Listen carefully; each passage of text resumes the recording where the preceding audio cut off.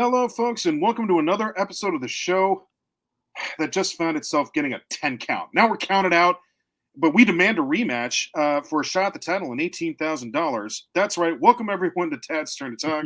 My name is Derek. I'll be the moderator for this episode. So we all love a good wrestling match. We'll be talking more on that later, but what you should all like, just like we do, is this show. Please go ahead and do hit the like button at the bottom there. And if you really want to get your hands on that pesky manager outside of the ring, you're going to want to click that subscribe button right on the next, right to the right there. Okay, having said that, we also do timestamp the episodes, so feel free to take a look in the description if you want to hit the different chapters, but just watch the whole show. What do you have to lose? Nothing, except your dignity. But other than that, you should be fine. Okay. Folks, I am just going to get this out of the way. There's been some personal stuff happening in my life, and I got to tell you that it has made me just feel reminded of how grateful things that I should have. And that includes the goons I'm about to introduce you to. Truly. You definitely should be appreciative of all the support that you do have in your life, and that includes friends. I'm talking to two tonight. So thank you, gents. Just wanted to get that out there and say that to you. Okay, having said that, enough being nice. Let's start with the insults like we normally do. All right. Let's start by introducing you to a man that could care less about what's coming up this weekend because AEW is not involved. The one and only Josh. Hello. Josh. Hi, Derek. That was very nice of you, thinking about you. And yeah, just ready for a great show tonight, and can't believe we're at WrestleMania weekend already. Feels like last year we were just starting the show and doing our WrestleMania preview with Cody. Fun fact, do you know what episode we did our review with? Our WrestleMania preview? Number 4. It was number 4. It was number 4? Okay. It was number 4. Wow. It's crazy. I decided to listen to that today just to keep myself in high spirits, and it's a good one. It's a lot of fun. Is it? Yeah. Oh, yeah. Good. Yeah, it's great. And speaking of episodes, none of us would really get very far with this without the man who is responsible for anything that you need intro-wise. So, kids, if you need to give an intro to your book reports, you're going to want to call Bob. Bob, how are you? That'd be funny. You know what? I'm doing good. I realized when we came out of the theme song here, I had this smirk on my face. And then I stopped and thought about it. And I almost always have a smirk on my face because we're always laughing before the show starts. Yeah. And so it's still carrying over into the show. So I always have fun talking to you guys. So I'm looking forward to tonight. Let's have a good time. Yeah, tonight should be no different. We're in for a fun one tonight, folks. So, Bob, it's time to end another show that we've been doing the reviews for. Can't believe it's already here. Go ahead and hit it.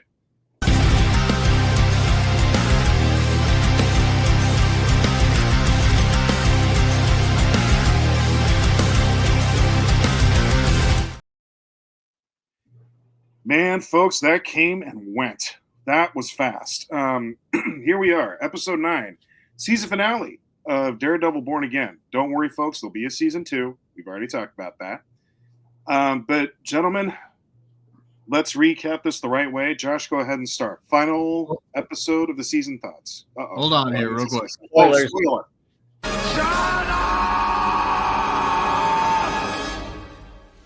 Shut up! Shut up! Shut up! We love you, Arnold. Thank you for that. Arnold. Go ahead, Josh. Hit us. I loved it. Loved the finale. Thought it was very well done. Probably one of my favorite episodes besides the bank one.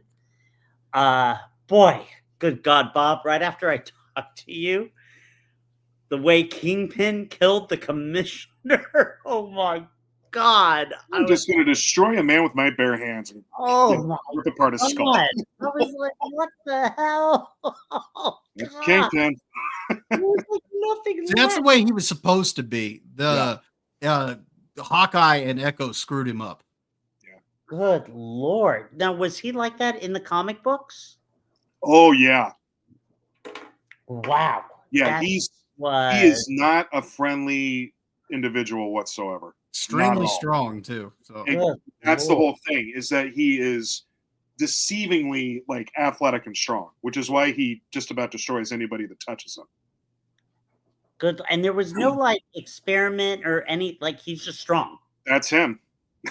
It was like, he's not like Captain America strong, but he's strong No. enough to crush a man's skull. Well, here's the thing. He's basically like, imagine like an even more jacked up UFC fighter. That's Kingpin. Yeah, he's not Captain America. He's not like super soldier strong, but I don't mess with him. No, Not at all. I love the fact that we got Karen back, Yep. and that she's helping out. I guess Foggy's not coming back till next season, and like Bob said, is it either going to be flashbacks or did he fake his own death? So I guess we have to wait till next season to see what happens. But I'm thinking flashbacks. Or could it be flashbacks that lead to him being alive? Could be. It I could think be. Vanessa has him stashed somewhere, but Yeah. Maybe. I loved the team up with him and Punisher, with Daredevil and Punisher. That fight scene was freaking incredible. I thought just the whole episode flowed very nicely. That end credit scene, just, with Punisher, I can't believe the guy fell for it. Like, went to shake his head. I'm like, are you kidding me? they put her there. Yeah. You gotta tell me the story. What interests me about this is when Daredevil says we need an army. Who is that army? That's half the fun of it. Like, are they going to bring some Avengers in? Probably new ones, or I don't know about that. There's ways you can get crafty with the amount of superhero that is out there, because remember, not all the Marvel characters are Avengers or X-Men for that matter. Right. All right, we already know Kristen Ritter is in next season.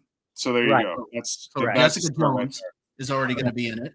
I wouldn't be surprised if we saw Luke Cage and the Iron Fist.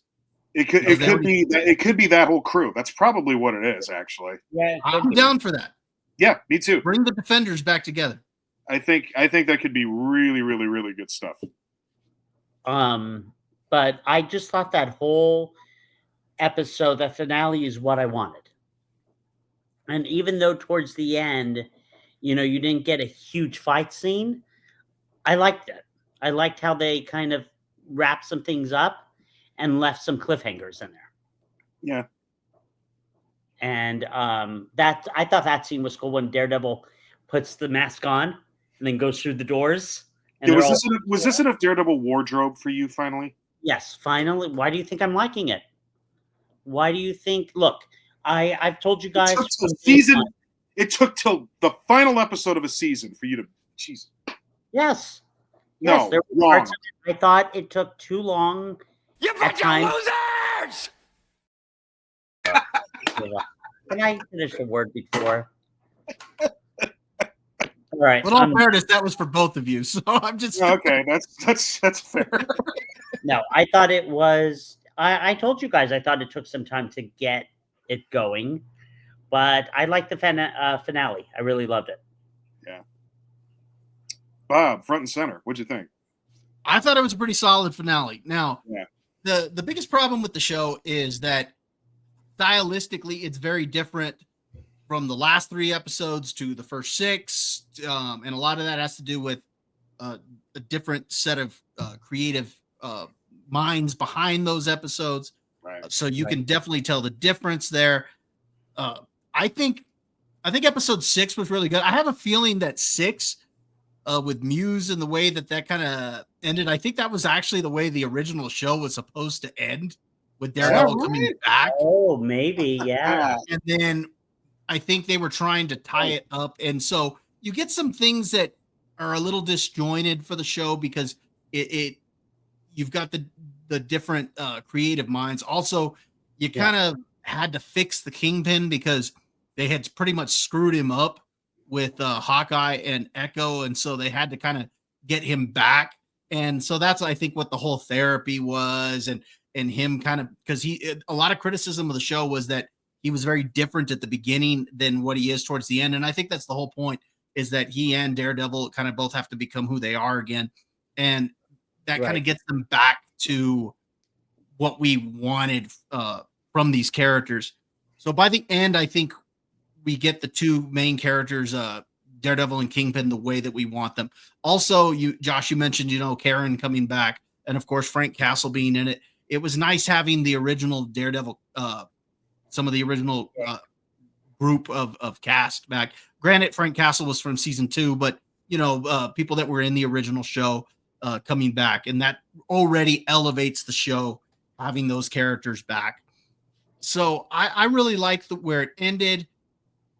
I think a lot of people are looking at that scene where Daredevil does walk in, and there's a couple of cops there, and there's that guy who's working for the law firm, kind of getting them all the information, all that stuff. Karen's there, and people are like, "Oh, well, that's the army he's talking about." No, I think that I think it's going to end up being, like Jessica Jones, Luke Cage. I think we're going to see some of those characters. I wouldn't even mind seeing Ms. Marvel somehow make an appearance, but do her in a way where she's not like silly, like the show was. Find a way to bring her into the Daredevil world.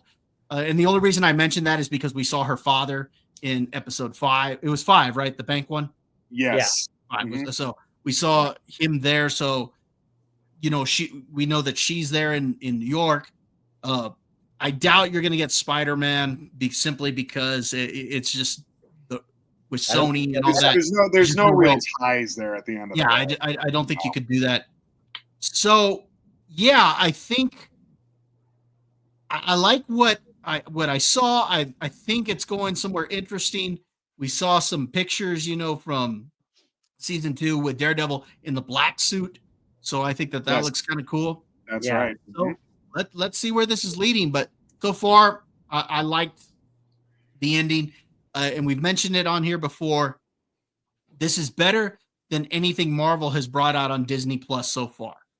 Is it the Netflix show? No, it's not. But it was better than what Marvel has been bringing out. And so I think that was an improvement. I think it's a step forward in the right direction. Hey, Bobo, when you say better than anything Marvel has brought out on Disney Plus, what about, we all liked X-Men 97, but you're just thinking live action? Well, okay. First off, X-Men 97 doesn't occur within the MCU. Okay. And yes, You're thinking I'm talking live action. Okay. I mean, if we want to get technical, X-Men 97 was probably my favorite thing that Marvel has done on Disney Plus, but it's not part of the MCU. Got it.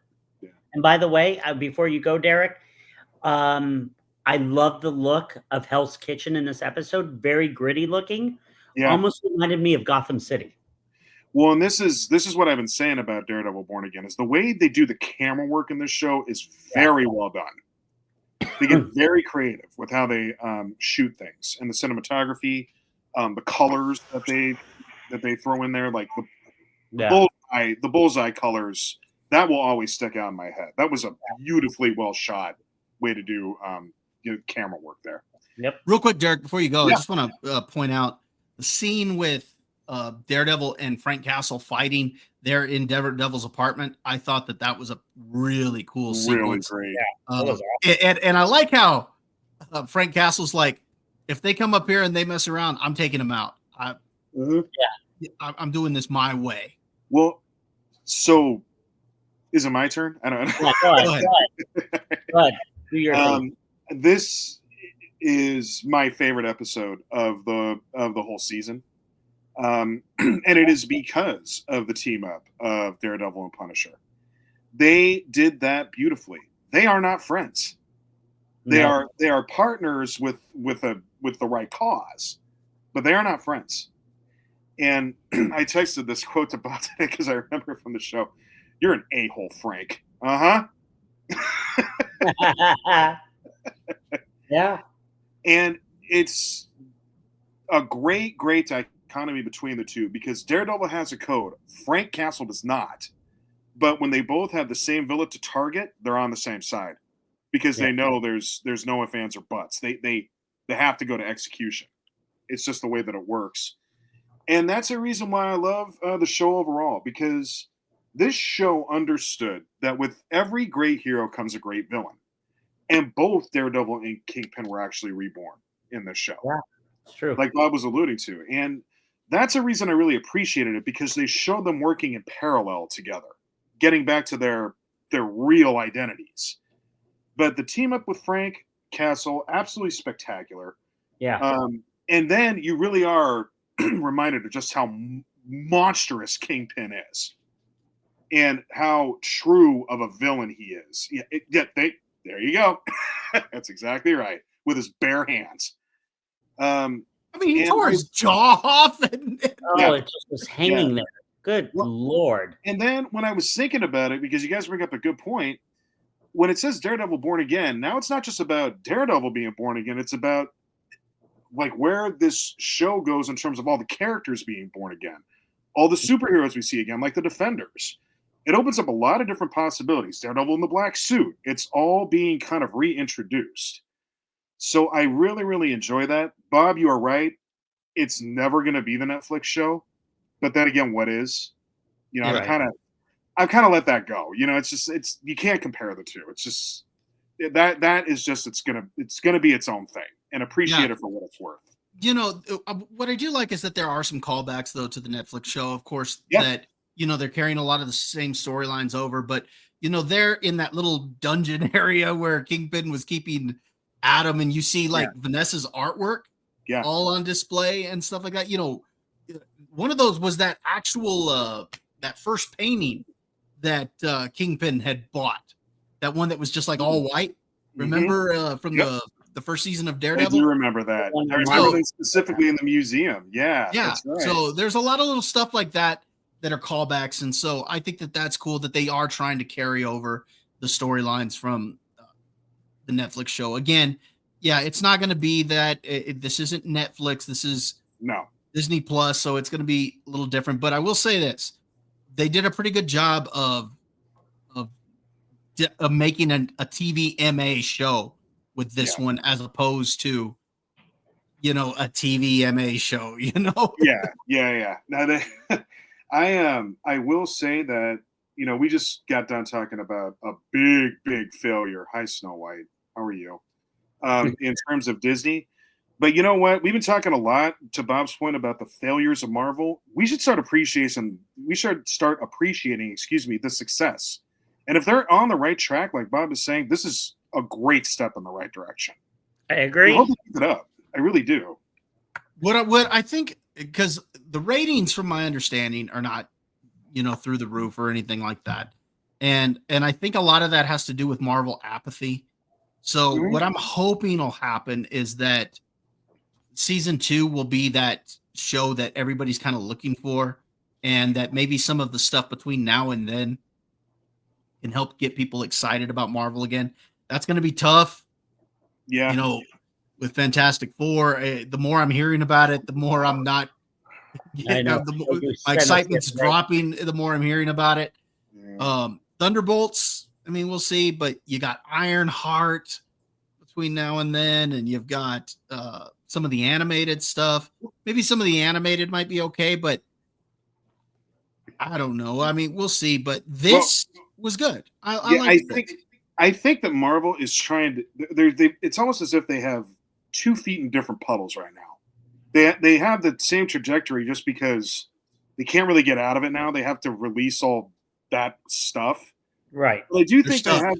Yeah. But then they also have a foot in another puddle where they realize what's going on and they want to try to get to the right way. So it's the state of limbo that they have to kind of get through right now. So I'm hoping for the best.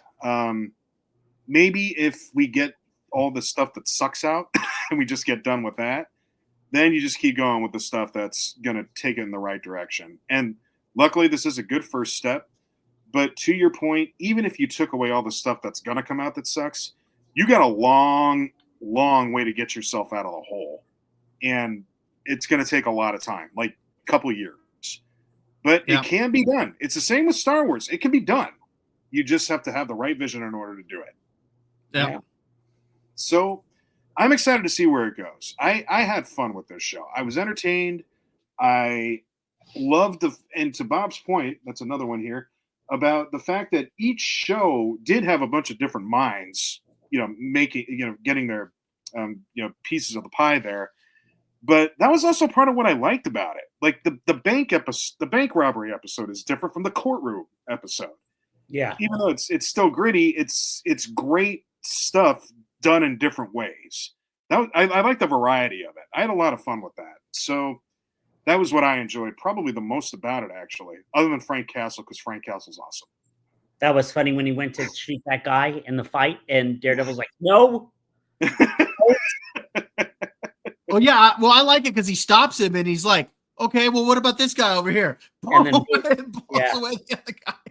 They could make a whole show based like Daredevil and Punisher. They should just do that for 9 episodes. Well, I do. My understanding is that they are working on a Frank Castle like limited series or something like that. Oh, cool. So that's cool. I like the actor. You guys were right. You told me about him. Yeah, he's great. I think he does a great job as a Punisher.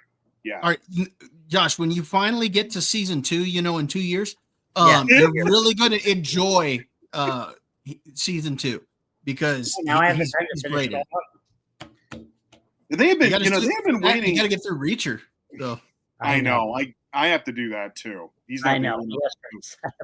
Yeah, I started watching that because I'm done with Reacher and now we're done with Daredevil, and then I'll probably pick up Andor. But I started watching that show Mobland, the one that I sent you guys the trailer for. Yeah.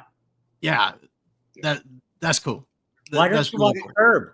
Why don't you get into Curb? He already told you why. He's not in. I already told you why, man. I'm not. I don't particularly like Seinfeld, and it reminds me too much of Seinfeld. You don't have to like. Derek and I did not like Seinfeld. We weren't big Seinfeld. Well, okay, that's fine. But that was my opinion when I started watching it. I'm sure there's shows that I like that Bob wouldn't or you wouldn't. We all have our own shows too. We can do that. Our own tastes. Not everybody has to like what you like, John. Eric, you're no help. Good. Absolutely no help. Mobland's pretty good. Tom Hardy, Pierce Brosnan, Helen Mirren. Dude, Helen Mirren never gets enough. Show? She never gets enough credit for how much of a badass she can play. Oh, and she's great in the show. She does. She's really awesome. Yeah. Did you guys ever see The Debt? No, I didn't see that one. No, I'll tell you guys about it when we get offline here. But she is fantastic in that movie. Not to mention Red and Red 2. Both that's where you'll see her. Okay. No, like our honorary dad, Lily, started watching Mobland as well. She had texted me after I had told her that I started watching it, and she's like, "Yeah, I started this, and yeah, she really liked it too. It's a dang good show. It's on Paramount Plus." Okay. We got work to do. We got to bring Lily back on. It's been forever. I know. Shut up, Lily. Come on, Lily. Come back and join us. She will. She will. Not if you ask, but she will. What? I give up. I can't win. Can't win. Oh. Well, all right. It sounds like we're in for some potential fun in the future here, at least. Yeah. Even if this is a one-off, it was still a good one-off. And take it for what it's worth, Appreciate the little things that are a success. And this was one. I expect season 2 to be better than this season. Yeah, I do too. And I think this is a show that also needs to get a rhythm to it. And they haven't gotten there yet. They did a great job setting up the beats in order to get that rhythm, but we're not quite there yet. To your point, Bob, I think we will get there in season 2. I hope so. I hope so too. All right. Well, Daredevil, Kingpin, thank you for all your hard work. Frank Castle, don't come and shoot us. We don't need any of that. But we'll see you in 2026. We'll see. Yeah, it's supposed to be out next year. So nice. There you go. Well, actually, can I just say, thank goodness for John Bernthal, because they've been waiting, I think, to get the right guy to play Punisher, and he's it. Oh God, yeah. They nailed it. They really got a good one. So I'm especially happy about that. Anything else to sign off with when it comes to Daredevil? No. All right. Well, we just had our hors d'oeuvres. Let's get to the meat and potatoes, shall we, Bob? Go ahead.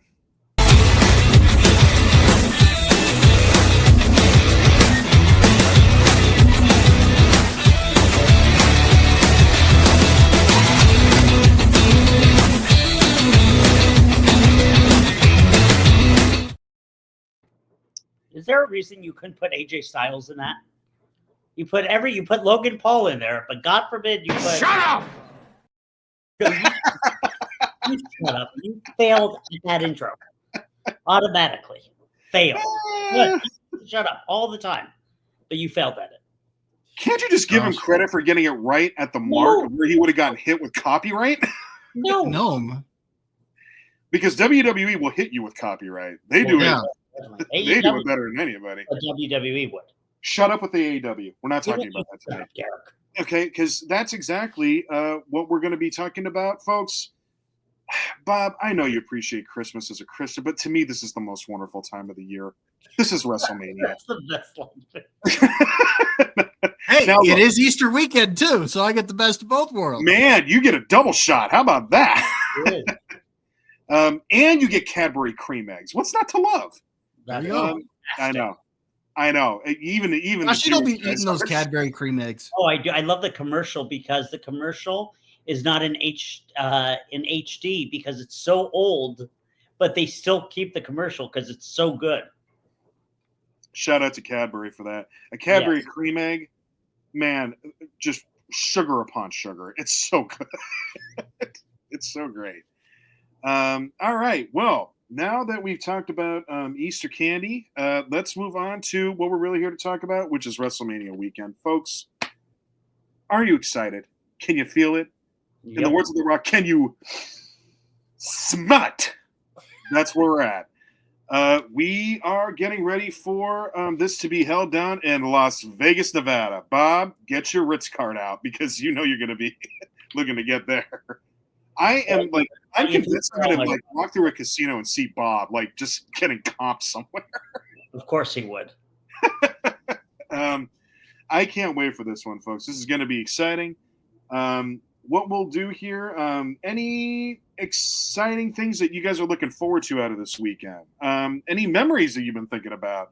Overall thoughts with WrestleMania first. How about it? Josh, go ahead and take it away. I am looking forward to the Hall of Fame. I'm always interested in the Hall of Fame and, take you back into history. This year to have Triple H headline it, I think is going to be really cool. To see Lex Luger in there and the natural disasters, Kamala, I think it's going to be fun. No comment on Michelle McCool being inducted in the Hall of Fame. Still don't understand that. What else? What's not to understand? What do you mean? Why are you interrupting me? Why are you interrupting? To understand. He's asking a question. Well, we all know why she's in there. So anyway, okay, so what are you going to do? Tell him no? No, exactly. So WrestleMania itself, I remember for me, the very first WrestleMania that I remember was WrestleMania 3, Hogan and Andre. I remember my mom brought me the magazine that had Hulk and Andre facing off against each other, and it had the tail of the tape. I challenge you, Hulk Hogan, for the championship. I remember all of that, and it's funny, my cousin used to send me all the VHS videos of it. I want to say the very first WrestleMania I actually bought was probably WrestleMania 9, believe it or not. In Las Vegas. In Las Vegas, yeah. And I was very upset because Gorilla Monsoon did not do the commentary. No, he didn't. Jim Ross's first night there. Yeah, but you did get Bobby Heenan at the booth, which is always great. Yes, you did. Macho Man was on commentary. Yeah. And who was it? Vince McMahon? No, Jim Ross. It was Jim Ross, Bobby Heenan, and Randy Savage. Yeah, exactly. And then Hogan winning the title at the end from Yokozuna. I remember cheering.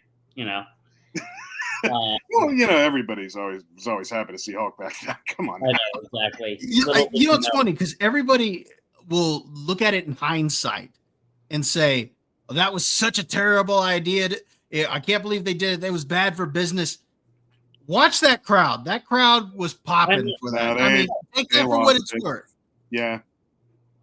And having by the way, having a heel win the title was a big deal because it hadn't really happened yet at WrestleMania. And it would have left the show because it was a very different time. I don't think the audience was quite ready for that yet. Yet I think that kind of wet people's whistles that the heels could win these things at Mhm. WrestleMania, but it hadn't really been done yet. So you kind of prepare the audience, but then you still send them home on a high note, and that was Hogan win. Yeah. Well, and you know what? Let's not forget, 3 months later, Yoko won that belt back. Yeah, Mm-hmm. Yeah. The because it King was of only Ring. going to be a short run for Hogan. It wasn't intended to be It long. He wasn't wasn't meant going to to be be there for long. long. But Yeah. wasn't he supposed to lose the belt to Bret Hart at SummerSlam? That's the rumor. That was the rumor with it. But honestly, with a guy like Yoko, I think Vince was just kind of like, let's just put it on the monster because who's going to beat him? Really, Yeah. if you look at it. But still a lot of fun. Any other thoughts, things to throw out there, Josh? I mean, last year's was incredible. Yeah, Last it was. I don't know how they're going to top it, to be honest with you, because it was so good. Well, let's see if this one can give it a run for its money. Pun intended, Sure. Vegas. I know, because you just had everything just was wrapped up in a perfect bow. Yeah, And it at the was. end last year with The Rock and about to whip Cody and the lights go out and Taker's there. And I love Taker so much because you listen to him in his podcast and he's like, I was nowhere near ready. I didn't know. They said maybe you'd be there. I was up in my suite drinking. I was drunk. He's like, I guess. And he shows up. It's so great with Taker because I heard him say this once on a podcast. He goes, look, I was pretty quiet for like 30 years of my life. I think I have a right to talk now. Oh, it's so fun. And he says everything. Talks Yeah. about WCW, talks about WWE, talks about world class. Mm-hmm. And all these stories that you were like, would he ever talk about? And His one-man show is supposed to be pretty excellent from what I've heard. Sure. I'm sure. And so last year's was just amazing. Yeah, amazing. It was. Everything about it with Roman doing great. Seth Rollins, poor Seth Rollins he got his ass kicked the whole night. He was the unsung hero of the weekend. He was. So he was. I'm excited about this one. We'll see what happens. I really don't know where they're going, but we'll talk about that in a few minutes. We'll get there in a minute. Yep. So go ahead, Bobo. Bob, lay it on us. I mean, obviously growing up as a kid, I remember going and renting the WrestleMania tapes and watching them because just like today, I'm not going to pay for the pay-per-view. Hold on. Where did you rent them at, Bob? Major Video? Blockbuster Video. Oh, I went to Major Video. I remember WrestleMania 4 had the two tapes together, remember? The 4 hours? Yeah. It was just fun. Okay, go ahead. Anyway, I remember doing that, and I enjoyed watching them growing up. Last year's WrestleMania, I think, had the best 5 minutes and 47 seconds when Drew McIntyre won the world title. That was great. Only to get screwed by that bondage Undertaker. I told you I'd be there for this. I was told that I couldn't be there for WrestleMania, and I said, "Who do you think I am, CM Punk? There's no way I'm listening to WrestleMania." Yeah, because I was talking with the doctors, and they said that they didn't want me to compete. And I said, "Who do you think I am, CM Punk?" I love Drew McIntyre. No, there was a great build to last year's WrestleMania.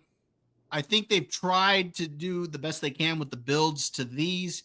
I think for the most part, they've done a pretty adequate job. There's a few builds here and there that I don't think were great, but they weren't bad.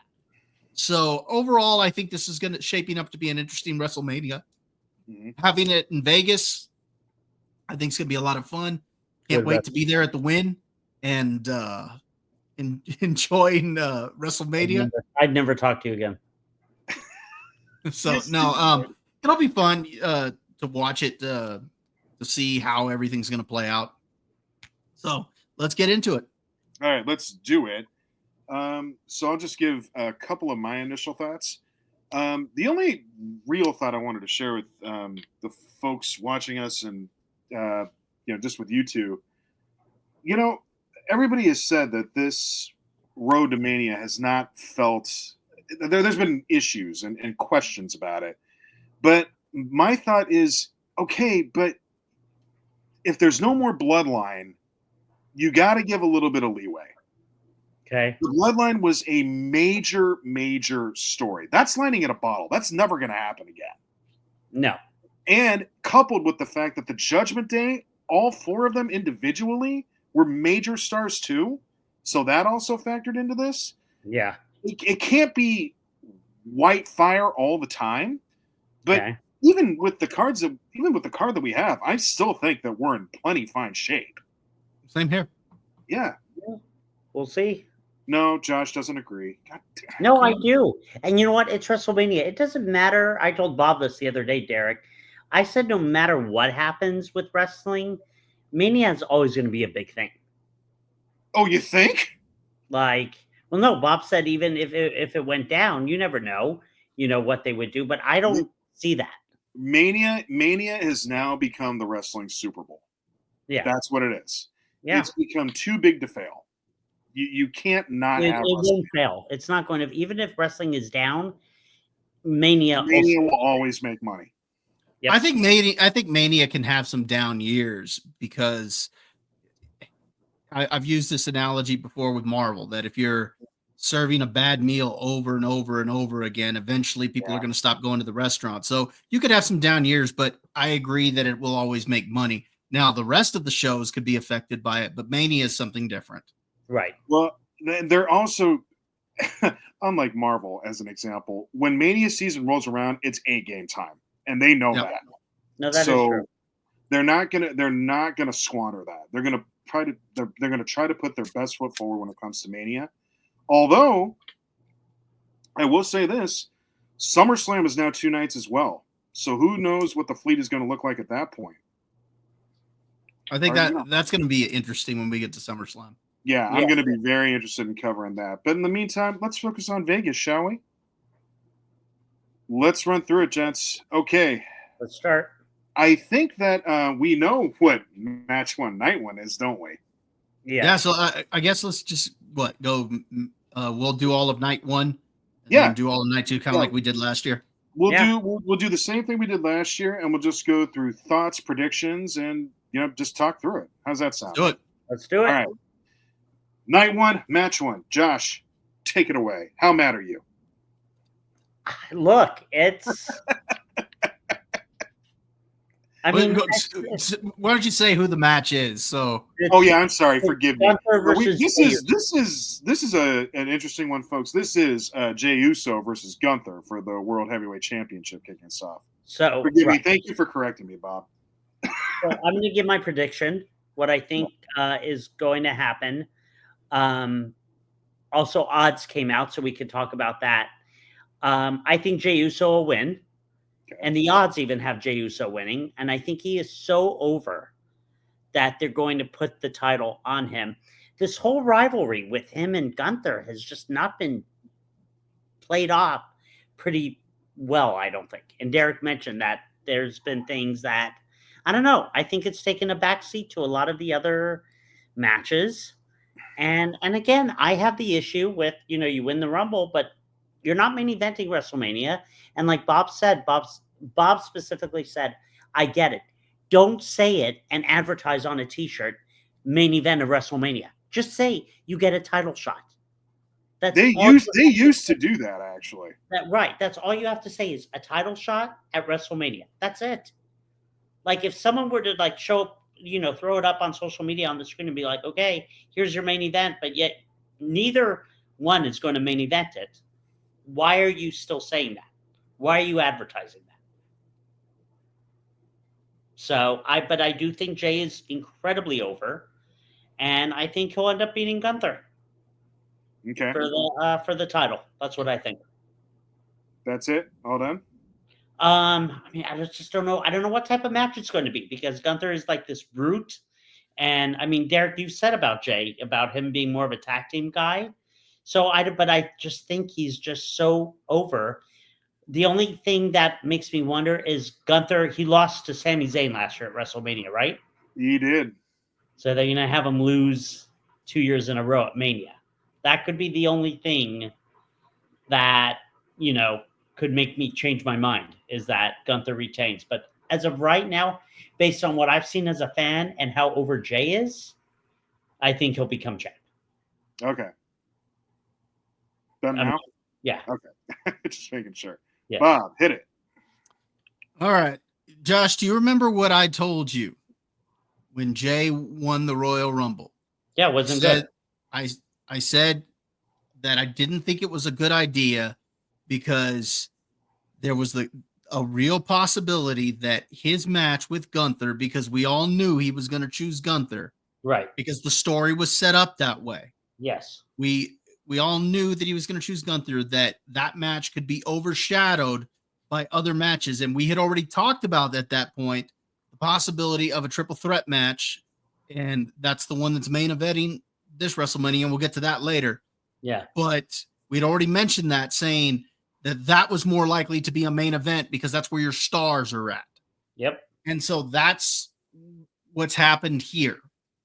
Now, as far as what type of match we're going to get, we already know what type of match we're going to get. We've seen it 3 other times. Right. So we already know what we're going to get. Now, as far as who's going to win, I'm pretty sure Jay's going to win. Okay. I don't see them not capitalizing on this after this being their 4th match. Yeah. Okay. I just don't see it happening. However, there's a little part of me that thinks the same way you do, Josh, that he lost last year. Right. Are they going to have him lose again? Yeah. And if they do, that kind of neuters Gunther a little bit. True. So there's a little piece of me that says maybe they shock the world and they have Gunther win it. But personally, I'm like 95% sure that Jay's going to win it, because I think if they don't capitalize off this right now, then I think they've missed their opportunity. So I'm going to say Jay's going to win it. As far as the type of match, I think their first 3 were fine. They were entertaining matches. I think it'll be one that'll start the show off in a very positive way, because I do think there's been some heat there and people do like Jey Uso a lot. So I think it's a good way to start the show, and I think he wins it. How dare you disrespect this in general? But like I said, Derek, there's a little piece of me that says maybe. Yeah. Okay. So yeah. yeah. Okay. Are you done, Bob? I didn't want to interrupt. Yeah, no, I'm done. Go ahead. Okay. And by the way, if Gunther does lose, does he kick out at 3 just to maybe not get neutered? You mean like the kick out at the 3 1/4 or something? Yeah, like that? exactly. Yeah. Exactly. I don't know. It's an interesting concept. I don't know. Bob and I are the same, Derek. It's like, Okay. but there's that small part, like, are they going to have Gunther lose 2 years in a row for a title? Well, okay, and this is a great transition because this gets to my point about my thoughts on this match. Yeah. It is amazing, and we are reminded of this important lesson in terms of pro wrestling. Whether it's bad creative or good creative, it is amazing what a 2-week difference can make. In this case, we're talking about good. Let me get to it. Okay. So Jey Uso wins the Rumble. That's late January, right? Yeah. He's got a week to kind of figure out exactly if he wants to challenge Gunther or he wants to challenge Cody. I wish they would have done more with that. I thought that could have been fun. They didn't. Gunther was probably going to be the guy anyway. Could have been fun to at least, play with that a little bit. So week 2, we know who Jay's facing. Okay. After that, there's still 8 weeks left to tell this story. All right. Now, I'm going to give WWE a little bit of leeway with that because that's a long time and you really got to stretch it out. What I will not do is give them any type of leeway to the next 5 weeks that they spent on this because it was garbage. It was a joke. Gentlemen, let me ask you, do you think that Alpha Academy or A-Town Down Under should be anywhere associated in a world title match? Agree with that. Yeah. Bringing A-Town Down Under kind of into the picture was kind of weird. Yeah. It didn't make any sense. They're not even needed for a story like this. I don't know why they did that. So now we're spinning wheels and going through motions. And remember what I told you guys about Jey Uso? Remember what I said about him? That he's not a main eventer? No, what I said was he's a kid's birthday party act. He's like a middle school he's like a middle school DJ, like a very successful one. All right. He does a dance. He has his colors and his shades. He talks cool. That's great. When that bell rings, he's not a singles wrestler. That's it. And unfortunately, when that story went to garbage, the internet wrestling community started saying the same things I did. He started to get exposed because of how bad the story was being told. I thought that exposure was going to happen after this Mania match. It happened well before. And that's an opportunity. I mean, luckily, it's not going to be this way now. More on that in a minute. But that was an opportunity for real egg on face at WrestleMania. Now, I will give myself credit. I'm not going to give myself the only credit here because I heard other people say it too. Bob, I think I told you this. But I said the only way that you bring this back is if you go full-fledged Apollo Creed with it. You did. You mentioned that to me. And that was what they did in week 8. When Gunther made Jay watch his brother be beat up right in front of him. That was the best work that could have happened out of all of this. All 3 of them played their roles perfectly. Who knew that zip lines could add so much to a story with Jay getting cuffed to the ring like that? It was incredible. It was great. And then, not only that, the week after, Jay cuts the promo of his life. Of his life. You got a mom, Gunther? Talk to her on the phone? What y'all talk about? Incredible. Absolutely incredible. You know, week 10 was what it was. I mean, that was the last episode of Raw. But my point being is that they have now turned chicken shite into chicken salad. I'm not saying this is going to be the most exciting match that I'm looking forward to, but you do have me interested, and I want to see who wins. To that point, I think you guys are right. I think Jay's going to do this. I do. And I think it's a good way to open the pay-per-view because me too. It's like I said, there's heat on it now. Mm-hmm. And Jay is over. So, you know what? This is a good way to really get started. I mean, imagine that crowd when he comes down towards the ring. Because do you think he's going to come through the crowd again or he comes through the main entrance? I'm thinking he still comes through the crowd. Yeah, I do too. I think there's a way that he's actually going to start on the main entrance because from what I've seen, the stage actually can go out to the stairway. So he could climb like right at the top of that thing and go off into the crowd. Let me ask you guys this though. You're talking, both of you, very highly about Jey Uso now and about this match. No, I talked highly about the creative and the work that he did. I'm not high on Jey Uso. Right, but what Bob just said was that the crowd going crazy and a great way to start. Hold on. Okay, I'm going to go back to you're not letting hold on. Because you're already ignoring what I said during the Royal Rumble when he won it. What did I say? Why he won the Rumble? Because he was over. Because he was the most over wrestler on the roster. They were rewarding him for that. I'm not going to deny that. Right. I'm just saying he's not a main eventer. Now we're talking about this match itself. There's interest there. It's a great way to start it because he is the most over wrestler on the roster. He's coming through that crowd and everybody going yeet, yeet, yeet, yeet to start that thing. That crowd is going to be going nuts. It's a great way to start the PLE. And it's a brutal heel. Yeah. You guys, there is a smidge of doubt with me on this too. If Gunther wins, damn. Yeah. Damn. Like, not only is he world champ, he kicked 2 twins. He kicked both those brothers' asses. Right. So then it's like, man, who's going to stop this guy? Interfere. I bet Jimmy will interfere, don't you? Well, he could. Yeah, he could. I'd rather see him not, though. Or Rikishi. I'd rather Jay just win this. What? Rikishi, their dad. No. You want Scotty Too Hottie there while we're at it? You ruined it. Thank you. Appreciate that. So I think that this will be it's going to be probably the same match where Gunther just whips on him for a while. Okay. Now, hopefully, I'm hoping that we get a little bit more fire out of Jay in this, where he's going to start, like he said in that promo, I'm going to say a prayer for the man that I'm about to become. And we really get that island brother out of this, and he is going to lay haymakers to him, which I'm sure he will. It's going to be a physical match, I think.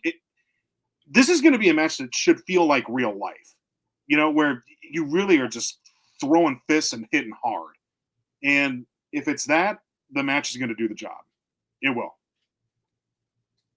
I don't know what Jay's going to look like after that. I still don't expect him to hold the title very long. I think he holds it till SummerSlam at best, but this will be a great match. I'll tell you what you don't do. You don't turn Gunther face. That's what you don't do. Yeah. No, leave him heel. Yep. He needs to stay a heel. I've heard rumblings about that too. Do not do it. No, absolutely not. Do you agree, Josh? Yeah.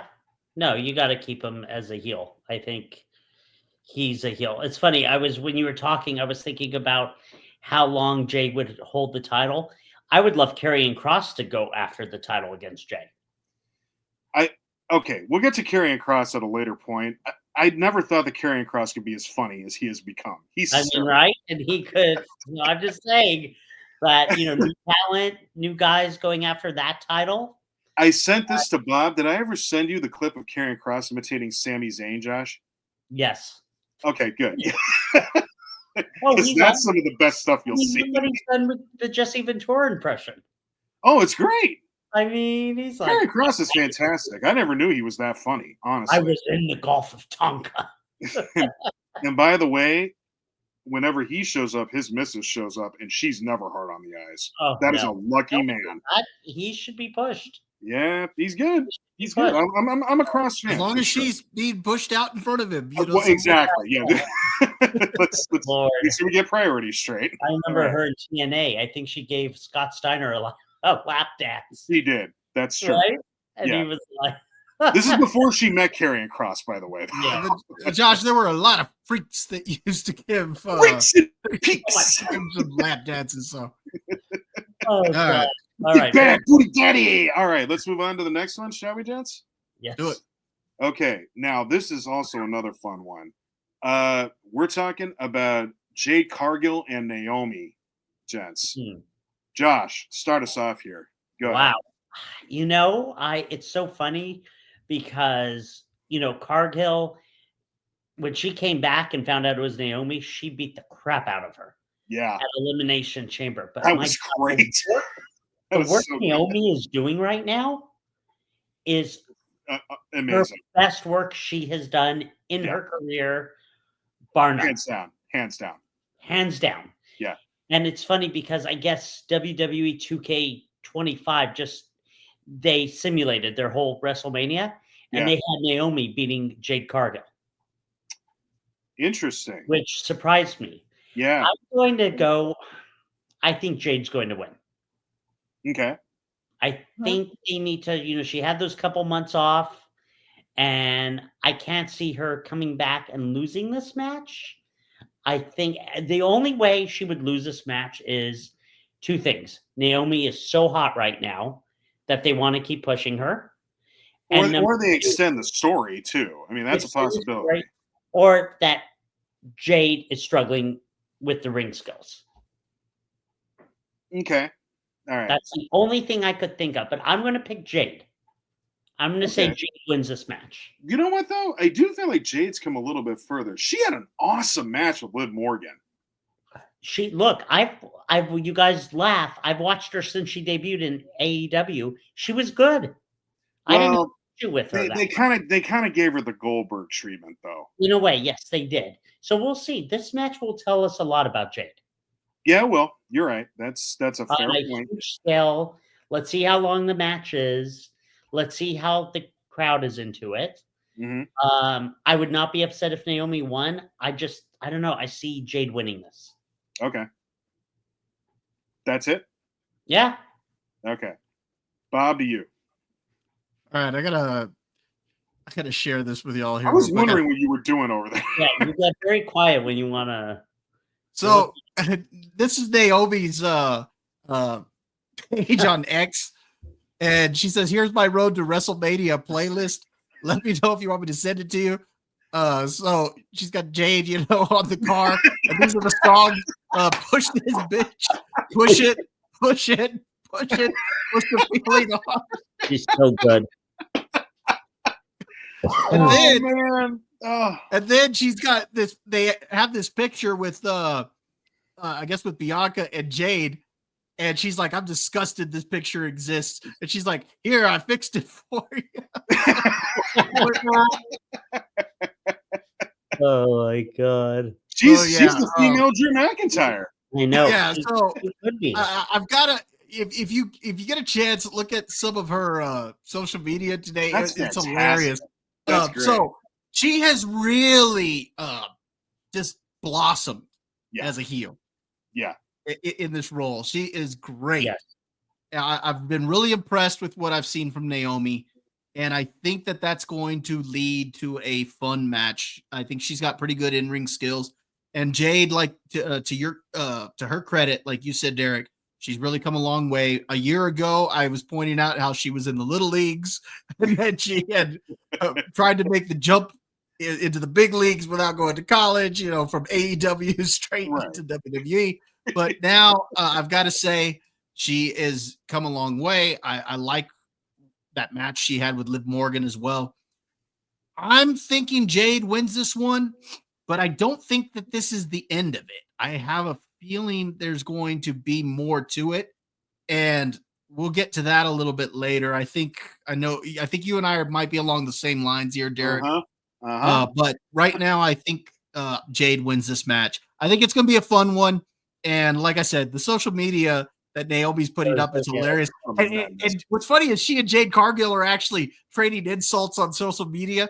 I like that they're not that they're allowing them to do this on social media, because you can tell they're all having fun. Like there was a while where Liv Morgan and Rhea were sparring on social media, and Drew McIntyre's always doing something on social media. Isn't it funny how social media can now play a new dimension of reality for wrestling feuds? Yeah. Oh yeah. It's great. Well, it's also It's Vince is in there. Vince Well, is in but that's what it is. Yeah. Because of that, they're having a little bit more fun with it. So, Exploring new dimensions. I just wanted to share that with y'all, the playlist. I thought that was hilarious. And she's great, but I think Jade wins. Okay. If that is all, I'll go on with my thoughts. Like you both said, gentlemen, I don't think anybody knew that Naomi had this in her. Mm. I don't think anybody knew. We all knew she was charismatic. We all knew that she could be like, she was a big personality and fun to watch in the ring, but no one knew that she had this level in her. Nobody at all. Mm-hmm. That video promo that she did, where she was like, "How do we get here? I don't want to be here." Then talks about how she's made to be the bad one, and she actually has a tear rolling down her eye. Yep. And then she goes, "But you know what? You learn how people treat you." That was when I knew she's going to be gold. And we haven't even scratched the surface yet. So as much as I do want to see Naomi win, to your point, gents, I think Jade has to win this one. She needs revenge, right? She needs to.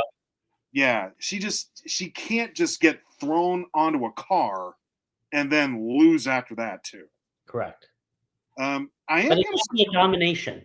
Don't make it a good match. I think they will. Type of match. You just kind of read my mind here, because why aren't there stipulations on this match? Shouldn't this be like a street fight? No holds barred, something? I mean, it's the first time they're wrestling. You don't want to go right into a street fight. You want to okay, now that gets back to the point here too. If they extend the story and they lead up to something like that, I'm down. That's fine too. I think they are. Okay. Well, I'm just kind of surprised we didn't do that this time around. But no, come on, Derek. You and I talk about this constantly, how many gimmick matches there are right away. You gotta build up to a gimmick match. I agree, but there's only one gimmick match on this card. There's only one. Ladder match, right? No. Sin City Street Fight. We'll get to that later. Okay. But that's it. But either way, I'm looking real forward to this. I think that Naomi has turned into just an absolute megastar. Yeah. and she's giving Jade the platform to show how much of a star she is too. So everybody's benefiting here. Yeah. And if I may, gents, this is the first female grudge match that we've had at a WrestleMania. Yeah. This has not happened before. No. It's always surrounded by, a title picture or, a tag match. This is one that's just pure grudge and And a story. women's match in 10 years, right? At WrestleMania? First what? First non-title singles match at WrestleMania since, God, what was it? Trish Stratus and God, it was someone. It was someone like back in 2012 or 2013. 2012 or 2013? It may be, but I know that they don't happen often. That's for dang sure. Yeah, and it's funny. We talk about Naomi, and Bobby says something. Bobby's consistent, as he says. When Bobby does his movie reviews on Was It Good? Very good podcast, if a review on YouTube for people to check out. He says he'd rather have a movie that's bad because he has more fun with it. Yeah. Same with, if you ask all the wrestlers, do you want to be a babyface or do you want to be a heel? It's overwhelming being a heel. Oh, yeah. Oh, yeah. And Naomi, the fact that they transferred her and made her into this heel, it's just going to make her that much better. Yeah. Did you ever hear Bret Hart's quote about that? Mm-mm. He said, "Don't let anybody fool you. It's always more fun to play the bad guy." Oh, yeah. Well, that's what it is, Josh. At the end of the day, they're actors, and they want to be able to push the boundaries and do stuff that they wouldn't normally do in real life. And being the bad guy allows them to do that. Yep. And it just helps. Heroes stand the test of time, but villains always make the bigger impression, don't they? Yeah. That's the way it works. It's no different than film and TV shows. It's the same thing. It's entertainment, folks. Yep. All right. We done with that one, gents? Yep. Next one. Okay, let's move on to the one that snuck in. This is the Viking Raiders and New Day for the Raw tag titles. If I could just make a public service announcement here for folks who are interested in WWE, if you find yourself in a tag team, there's really no hope for you. I'm sorry to admit that, but that's where we are right now. Oh. All right. Well, Josh, go ahead. We could probably make this one pretty quick. I mean, honestly, I think New Day wins this. I had forgotten they had put this match on there. New Day are heels right now, and I think they are somewhat over from what I've seen. I haven't watched a lot of Raw lately. I mean, I've watched some of it, but I just think they'll come in and, I don't know, Kofi winning at Mania again, this time as a tag team champion. I don't think we'll get like Big E coming in. I don't know if he's been cleared for anything. That'd be fun if it did happen, though. It would. I've been hearing rumors, but I don't know. I think that, and I like the Viking Raiders. They were a good tag team in Ring of Honor and in WWE. But I don't know. I just see New Day winning this and becoming tag champs. But I agree with you, Derek. WWE doesn't really care about the tag team. Nah, they're over it. They like the idea of tag teams more than they like tag teams. To be honest, I think they care more about the women's tag team titles than they do the males. And I think part of that, no, I do, because look at who the tag titles, who's carrying them right now for the women, as opposed to shout out, girl. For the men, what they need to do is they need to unify those titles again. Just have one title, have the tag team champs go in between both shows. Yeah, they just and I think that would add more to the division if they did it that way. But that's just what I think. Yeah. You done, Josh? Yeah, I'm done. Bob, lay it on us. You were just giving us your thoughts, so yeah. I think the New Day is going to win this one. I think there's an opportunity here to put it on the New Day, and because I do kind of agree with Josh. They're kind of over as heels, where everybody hates them right now because of what happened with Big E, and so that's going to be an opportunity for somebody to step up and take the titles off of them and build a new tag team that'll be over. But to do that, you got to put it on some villains. Yeah. And so I think that's the way you do it. So I'm saying the New Day. Okay. Fair enough. I'm going to go New Day here as well. speaking of creative again, when the New Day cut that promo where they ripped Big E, Yeah. I thought, they got Dominic Mysterio heat for like a month, and like louder than that. Yeah. It was gruesome, the heat that they got. It was beautiful. Yep.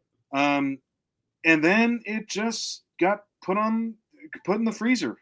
That was just it. Just got cold. Why?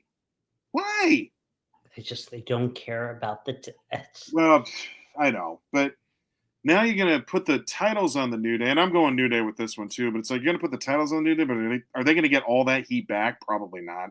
Probably not. But it's like what Bob said: unify the tag titles. Let the tag teams go between shows, and that's it. If you don't like tag team wrestling, then just have a tag team match. I hate to be the bearer of bad news. They're going to do another draft. It's already been announced. I know. You and I talked about it the other day. I know. Yeah. Just telling the public here. And that's fine to have the draft. I got no problems with having two shows with different singular titles, right? Yeah, but one title that goes between both shows. Yeah, I think that's fair. The way it should be. Yeah. All right. I got my own thoughts about the draft. We all do. But let's move on, shall we? Yeah. And we're going to move on to something Bob is going to be getting very excited about, because it is not Chad Gable. It is El Grande Americano. That's right. And he's facing Rey Mysterio. Can I open with this one, because I got some stuff to say on that. Go for it. So first off, I gotta say that since El Grande Americano has made his appearance from the Gulf of America, I gotta say how impressed I have been with this wrestler. To me, he is the second best luchador I have seen, second only to Mysterio, and I am referring to Dom Mysterio, not his deadbeat father. His deadbeat dad. So I do think it's a shame that Chad Gable did not get a WrestleMania match, but I am happy that like Chad Gable, I'm happy that an up-and-coming wrestler like El Grande Americano is getting an opportunity against a Hall of Famer, Rey Mysterio. And when he takes that deadbeat dad out, it's going to be fun. Now, all joking aside, I think Rey Mysterio wins the match. Oh, really? Yes, I do think Rey Mysterio wins the match. I don't think in Vegas they're going to have Rey Mysterio lose. I think they're going to unmask El Grande Americano after what he did to Dragon Lee. I think they'll unmask him, and I think at that point we're going to find out that it is Omos or Osmos or whatever his name is who is underneath that mask. There's no way that is Chad Gable. I've heard the rumors, but that's not Chad Gable. No, it's not. but as much as I'd love for them to continue the El Grande Americano storyline and have some fun with it, I think here is where they're going to put it to bed. And we gotta wrap that up. Okay. But like I said, he is the second best luchador, second only to Dominic Mysterio. So that's right. No, and be not mistaken, they are two definitions of manhood in different ways. So, Josh, let's move on to you. You know what? I gotta say this. We don't know who's under that mask, but I read something today. The person was so good at this, they changed their tattoo to not make it look like a Chad Gable tattoo. Because it's not. Because it's not Chad Gable. No. Right. That's an El Grande Americano tattoo. Right. It is. And I think Grande Americano wins this match. You think so? I would like that. I just don't think that's going to happen. This match, I think the mask gets taken off at the end, but for some reason, I don't know. I just feel like they could do something like that.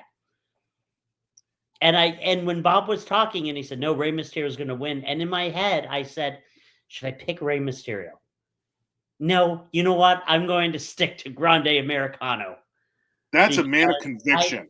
Good for you. Because I think that, I don't know. You know what? Let's give Josh a round of applause. You know what? Good for him. Like, that's a right. Year? What's that? Did Ray wrestle Dominic again last year?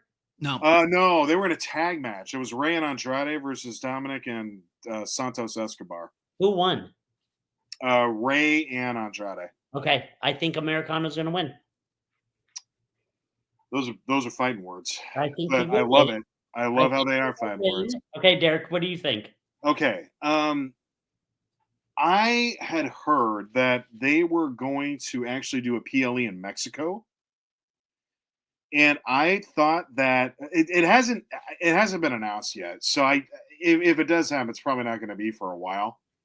And I think it's going to be too long because I think like maybe the biggest match that would happen there would be to keep up this whole Grande Americano thing and have Rey and El Grande Americano like main event and go to like no holds barred where they just beat fisticuffs and like have it be like who's underneath the mask. I'm not going to say who, but have him just take off the mask and say, I'm sorry, you win. I don't want to fight anymore. And then Rey just like still kick him in the head, tie him to a table, and do this huge splash off a ladder just to like really end it all. But I don't think we're going to get that. I really do want to see El Grande Americano win. I do too. I want to see it. Is that your pick? You know what? I think you convinced me, Josh. I'm going with that. Yes. I just don't think in Vegas that they pull the trigger. I know. I think the safe one is Rey, but you know if they want to piss off the crowd and have El Grande win, I'm just saying, like it can work. He should be world champ. Well, okay. First of all, just to make a note about Chad Gable, that's not El Grande Americano, but Chad Gable should have Kurt Angle by his side because Chad Gable should announce himself as Kurt Angle's real son. Yes, he is so good. Chad Angle, Kurt Angle Jr. Look at him. Like he looks exactly like him. Hold on, Bob. Derek and I talk about it all the time. Do you know how really good Chad Gable is? Mm-hmm. Yeah, like, he's extremely good. Like, yes, Josh, I do watch it. Like he could be world champ. Like he went to Olympic trials and he can tie a person into a human pretzel. I mean, I don't know what it is, if it's his height or why they do that, but he could be world champ. Well, he's also a wonderful entertainer. He's funny. Yeah. I mean, that's somebody to push. And he's a great and it's sad that he got left off the card, you know. It really is. It's greatly but okay, but if this is a big if Chad Gable is in fact El Grande Americano, this is his first, a big if, huge if, but I'm just saying if this is his first singles match at a WrestleMania, and it's against Rey Mysterio, no less. Good. That's a big deal. But that's only if, okay? It's only if. All right, let's just settle down. The year of Grande Americano.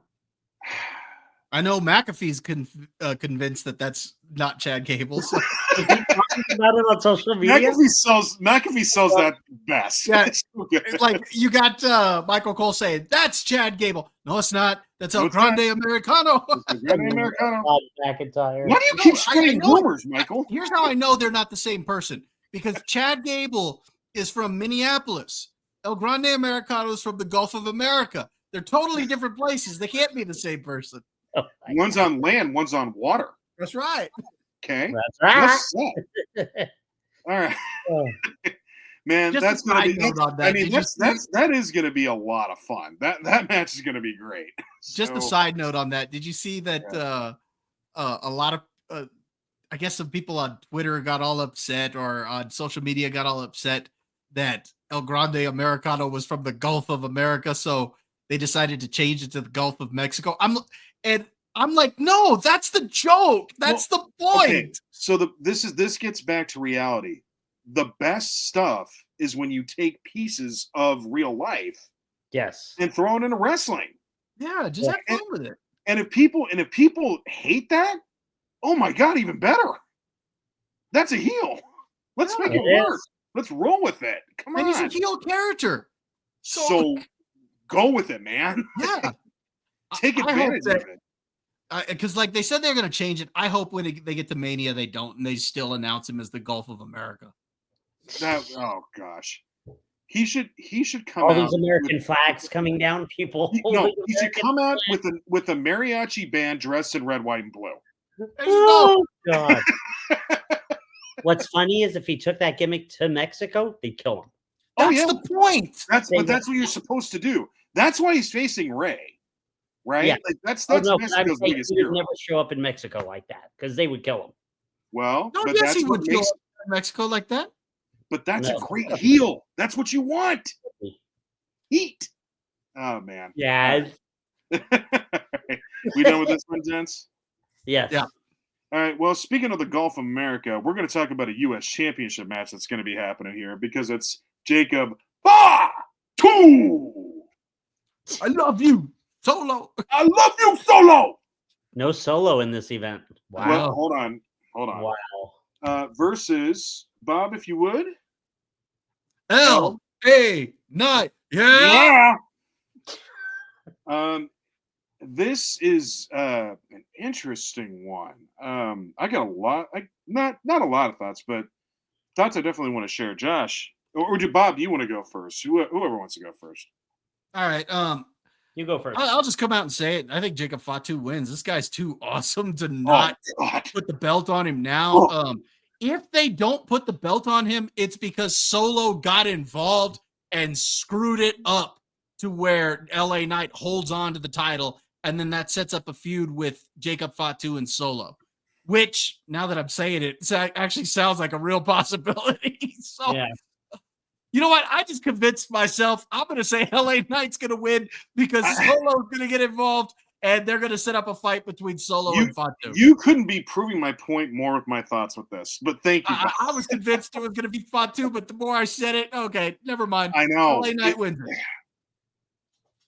Man, it's a tricky one.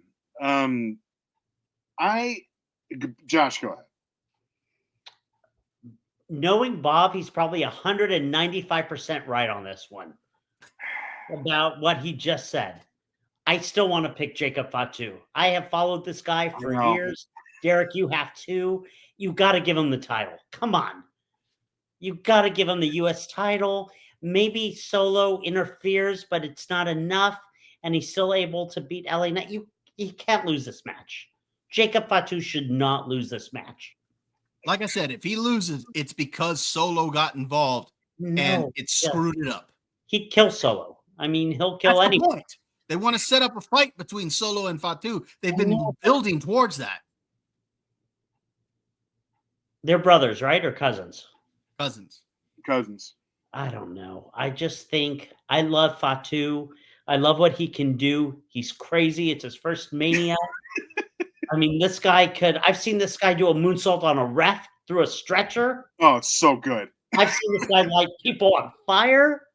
Like, this guy is like... He's the best, man. And he's continuing it in WWE. Yeah. Like, he's nuts. Oh, he's great. My prediction, Fatu wins U.S. title, even if it's interference by Solo. Okay, so you're going Jacob. I am. I can't go against him. I originally, because Jacob Fatu's my guy, man. He's the best. Oh God, he's great. But then Bob's 95% right. No, and I thought that Jacob had this like hands down, like right in the bag. Like I thought it was like the minute I saw that, I'm like, he's gonna kill that guy. Right. But then I'm like, no, it's too easy. The story's not with Jacob and LA Knight. The story's with Solo and Jacob. So I actually think LA Knight retains.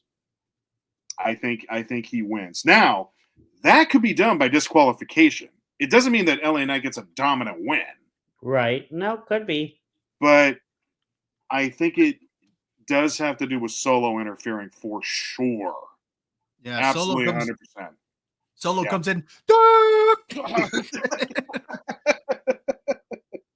Well, and Solo's so good at being funny now too. Like it wouldn't surprise me if we get some really funny antics out of him during this. he really is great. For this particular match, I'm looking at odds right now. Jacob Fatu minus 550 over LA Knight. It's pretty big. So can I see the odds and then I'll book the match? You should. I'm just Okay. saying. I'm just. I really don't care about the odds when it comes to wrestling. really, because yeah, I it's mean, all scripted entertainment. It's fun that they're doing it, but it's just like, really, we're gonna do that. Yeah. It's wherever they want to take future storylines. That's exactly that's it. Now, what I would love to see is Solo cost Jacob. Now, I don't think the turn will happen. You know what? The turn might happen at Mania, where like that's it. Like Jacob just snaps, That and could happen. and Solo costs him, and Yes. just is trying to say, no, I did this for us. I did this for you. I love you. I love you, Jacob. Come here. I love you. And then Jacob goes, big hug, and then headbutt. He's nuts. He Yeah. is so nuts. Because people want to cheer Jacob. They just do. They're ready to. Jacob is one of those talents that can't be booed because he's too awesome. God, he's And I think because Mania is really like the season finale every year of WWE, let's start off the new season at Backlash with Jacob being a face, and let's get him to the moon with that. Let the people cheer. which, yeah, that could be interesting, especially with the draft coming up. Exactly. Who knows where that takes us? So, I mean, I'm rooting for a Logan Jacob feud. I think that would be great. More on that later. But yeah, okay. So we've gotten our thoughts out of the way with that. Anything else on that one, gents? no. No. Okay. Well, two blondes are going to fight, gentlemen, and it's going to be for the WWE Women's Championship. This is Charlotte Flair versus Tiffany Stratton. Woo! There's been a lot of talk about this one. Who wants to go first? I will. Go ahead, Josh. I've got Tiffy winning, even though I just read Charlotte is predicted to win, which, God, I hope not. I hope not. I love Tiffany. I love what she can do. I think she needs to win this match to, get her going. She has struggled in this rivalry. Charlotte has not looked good in this. That, face off they had last week. Brutal. What do you mean? Charlotte hasn't looked good in this. I don't think so. The way that face off they had, the commentary was brutal. Did you see the side by side thing that they did? No. Okay. I'm talking about the one in the ring. I'm talking about the one in the ring. Okay, no, I understand, but there was one where there was a week there where Charlotte looked like, okay, never mind. Go ahead. Okay. And so look, I know what Charlotte's done, but come on.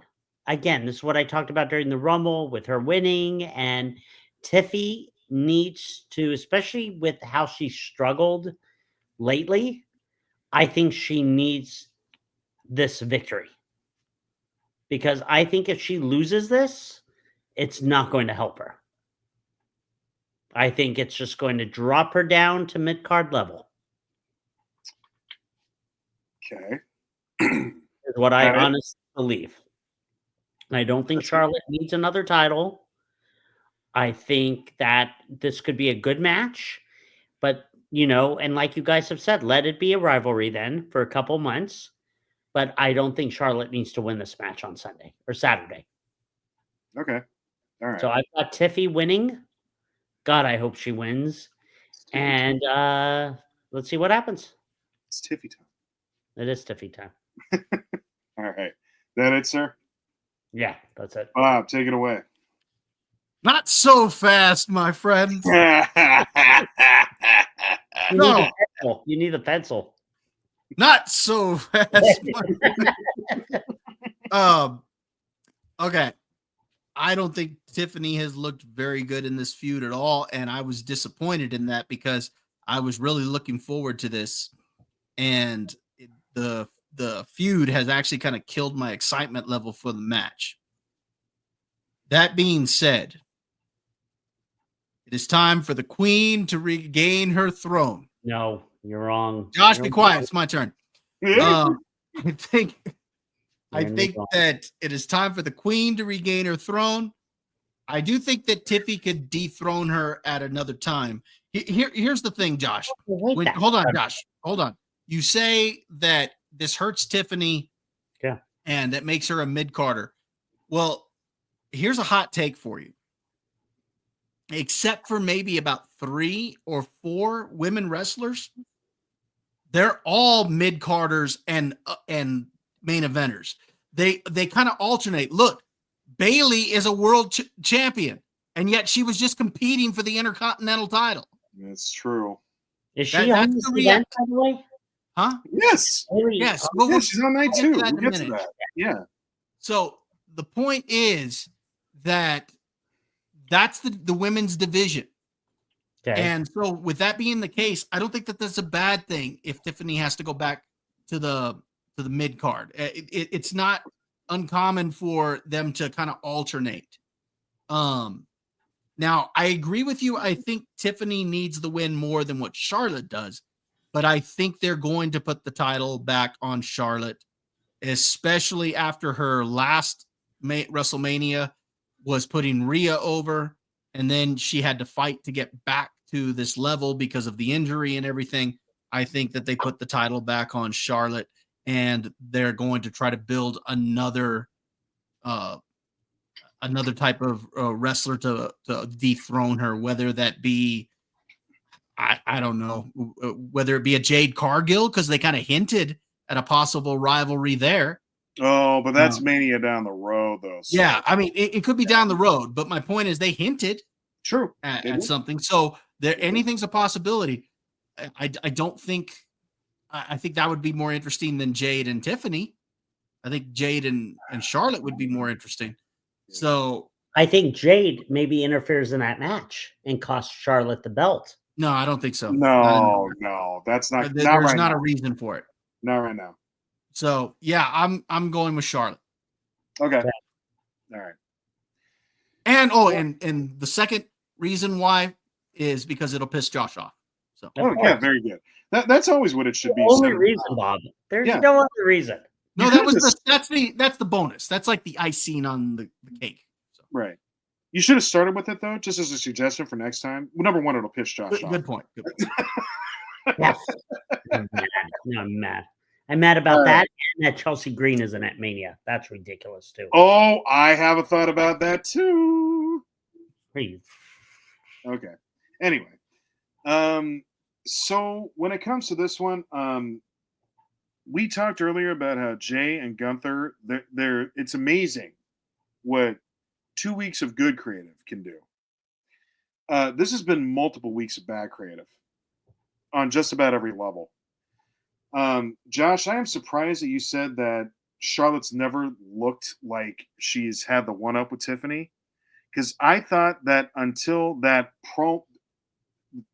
debacle that they had, that Tiffany didn't look like she was even capable of being in the same ring as Charlotte. Okay. Yeah. Agreed. She looked like a joke.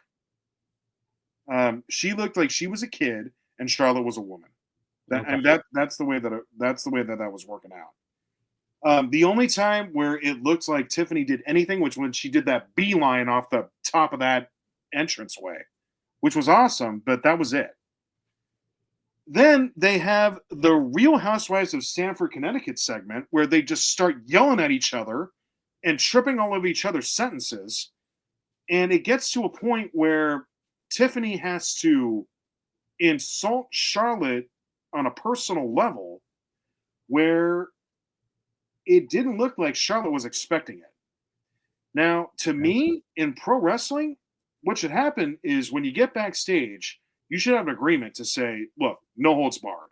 You know, if you want to say anything about my divorce, you can do it. Or you say, I'd rather you not go there. And you find other ways to do it. Right.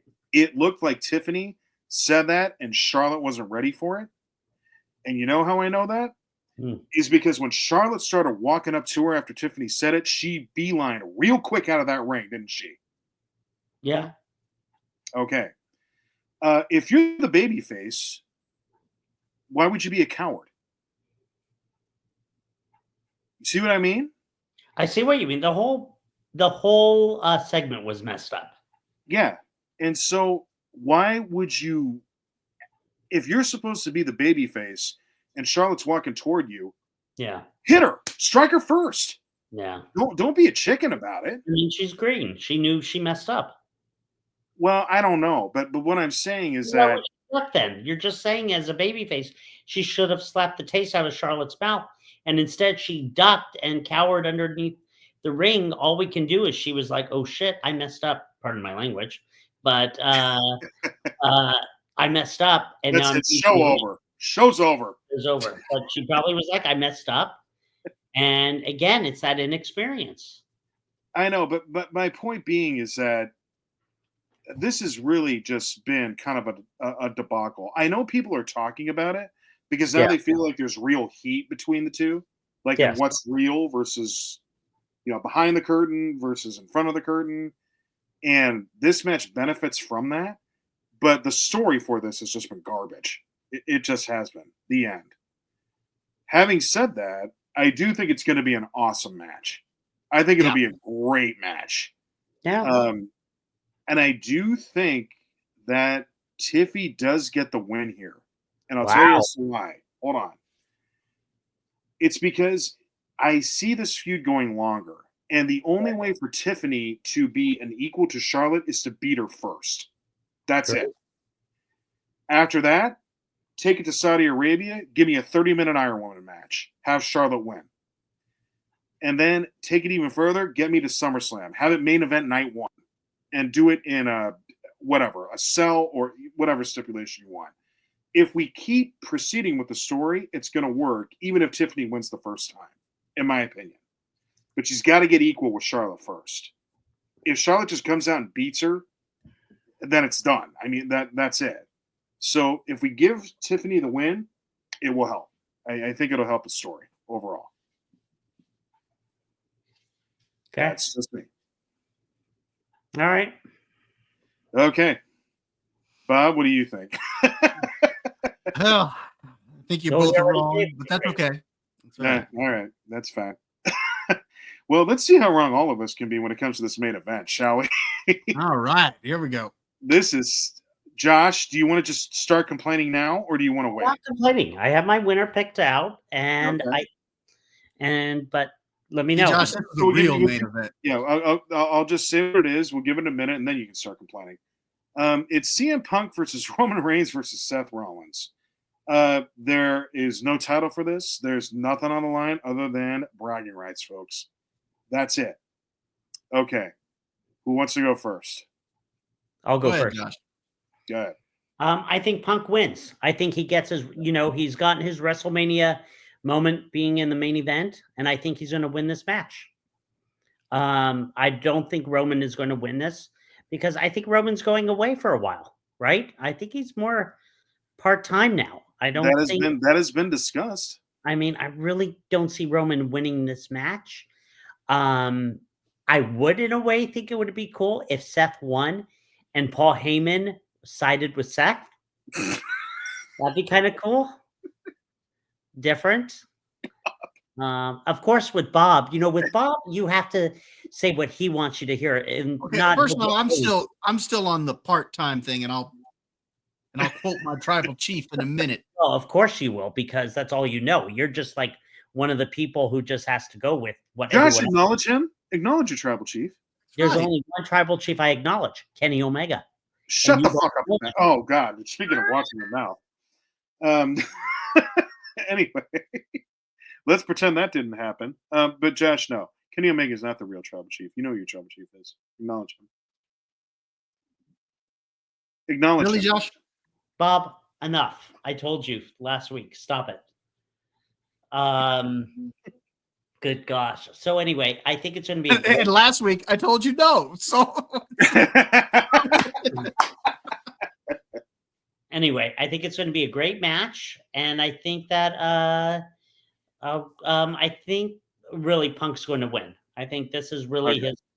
his, calling, being in the main event, having Paul Heyman escort him. I don't know how long Paul Heyman will stay with him in this match, but I do see Punk winning this match. Probably pinning Rollins. I don't see Reigns being willing to take a pin. One man's dream is another man's check, Josh. Yeah. Just saying. Okay. Acknowledge him. Kenny Omega. There is No. only one. No. There is only one. You No. both No. acknowledge it. Mute him, Bob. He's Josh. Yeah, Can't there's help no yourself. helping you, is there? Nope. You know, Dave Meltzer lives just down the road from me. You want to come up here and give him a hug? I should. Yeah, you should. That's right. All right, Bob. Who do you want? It's not about who I want. It's about who's going to win. Talk to us. All right. So first off, I'm going to quote my tribal chief when it comes to your part-time comment. He was on social media today, and he said that people who say he's a part-timer, he is a full-time cash cow for the business. The business does not operate without the tribal chief. It is that simple. He makes that company billions of dollars. Where he goes, they go. He's always working, is what he says. And so that's my tribal chief. All right. Now, as far as the match goes, as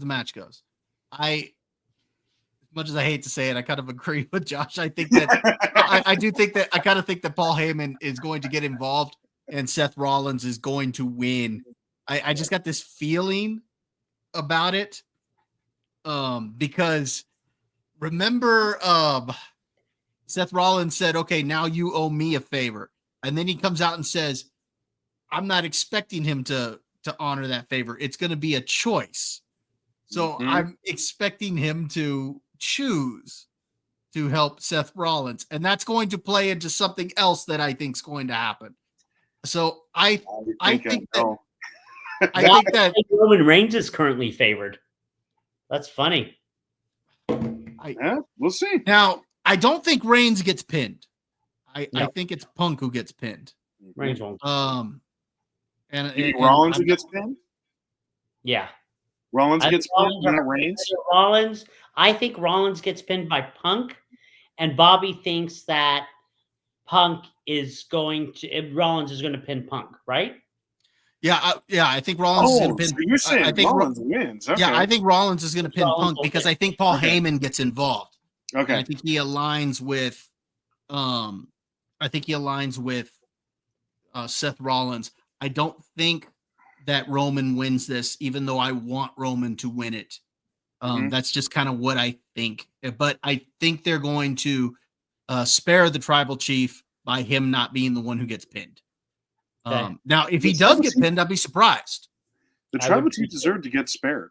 He does. Yeah, that's right. Because he is the tribal chief. He lost last year. There's no way he's losing 2 years in a row. Yeah, I don't think that's No, what happens. So no. I think that's the way they keep him at the top there, is by him not actually being the one to get pinned. Although if we do keep it that way, Roman doesn't have to win anything again. He really doesn't. No. So it's whatever he can win, and if he takes a pin, it's not the end of the world. But yeah, I think Rollins wins, and I think it's because Paul Heyman gets involved, and that's going to lead into night 2, and I'll get into that in a little bit. Yep. Me too. All right, Josh, I'm going to agree with you again. I think it's going to be Punk.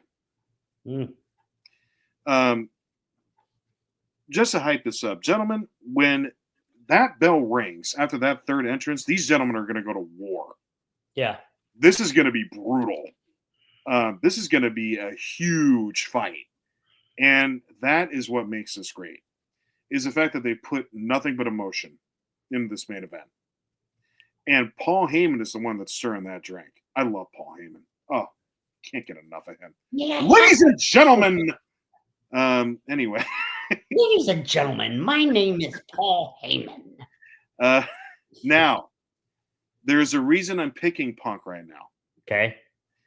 I can't tell you why I'm picking Punk fully. Okay. Until we get to night 2. Okay. So I'll leave it at that. Let's get to night 2. I do, but however, I will say this. I think Punk pins Rollins. I think Roman doesn't get pinned. Yeah, we all you agree. have to remember that part of that favor of having Paul Heyman in Punk's corner is Paul Heyman he's going to ask Paul Heyman to help him win. And that does play into it. Now, it's just for the night. That also factors into what I'm going to say about night 2. Okay. But we'll get there when we get there. But I do think it's going to be Punk for the win. This match is going to be pure hellfire. It's going to be great. I can't wait. But Roman doesn't get pinned. Roman does not get pinned, but I'll also explain as to why that doesn't happen either. All right. I will say this, that whoever wins night 1 figures into night 2, because I think we're all in agreement it's not going to be Roman. Right. I think even if it's Punk who wins, I think that figures into night 2 as well. Yep. So. Okay. So that will probably lead us into the main event conversation about night 2. And gentlemen, here we are, night 2. Who knew? 2 nights. It's a festival of wrestling, folks. And so that is where we begin with night 2. Let us start off with the women's tag team title match, because I have to just show respect to Liv Morgan and love and appreciation, because there's nothing like Liv on a television screen. So it's Liv Morgan and Raquel Rodriguez against Bayley and Lyra Valkyria. Wow, interesting. I got thoughts on this, but who wants to start? I will. Go ahead, Josh. I think Liv and Raquel retain. Yeah. Liv is so over. Oh, And Raquel, I love their chemistry, and I just don't see Bayley and what's the other girl's name? I don't remember. Lyra Valkyria. Yeah, I know who she is. Intercontinental champion. Show some respect. I don't see it. I think Liv Morgan, I've told you, is so good. I mean, she is, in my opinion, hands down star of 2025. Well, I was going to say MVP of 2024. Drew was the male MVP of 2024. Right. Liv was the female. But they just had that. They had that tag match. Mm-hmm. Her and Raquel against, what was it? Jade and not Jade. Bianca and Naomi. And Naomi was, to me, still one of the top matches of the year. Yeah, it was great. And so everything Liv does is amazing. Yeah. And to me, if like Bob always talks about, having that one champion and go between shows, I think it should be Liv Morgan. Yeah. I get it. She is so over. Mm-hmm. She's gorgeous. She can wrestle. She's got ring chemistry. She's got ring psychology. I think they win this match fairly easy. It'll be an okay match. Yeah, he's going to be fine. I mean, I like Bayley, but well, okay, it's going to be great because Liv's going to be on your TV screen. Exactly. And she is amazing. This is somebody you can build around for years to come in so many different ways. Yeah. She's a star fully. They just didn't give her the belt, They just didn't keep handing. Now she's tag champ.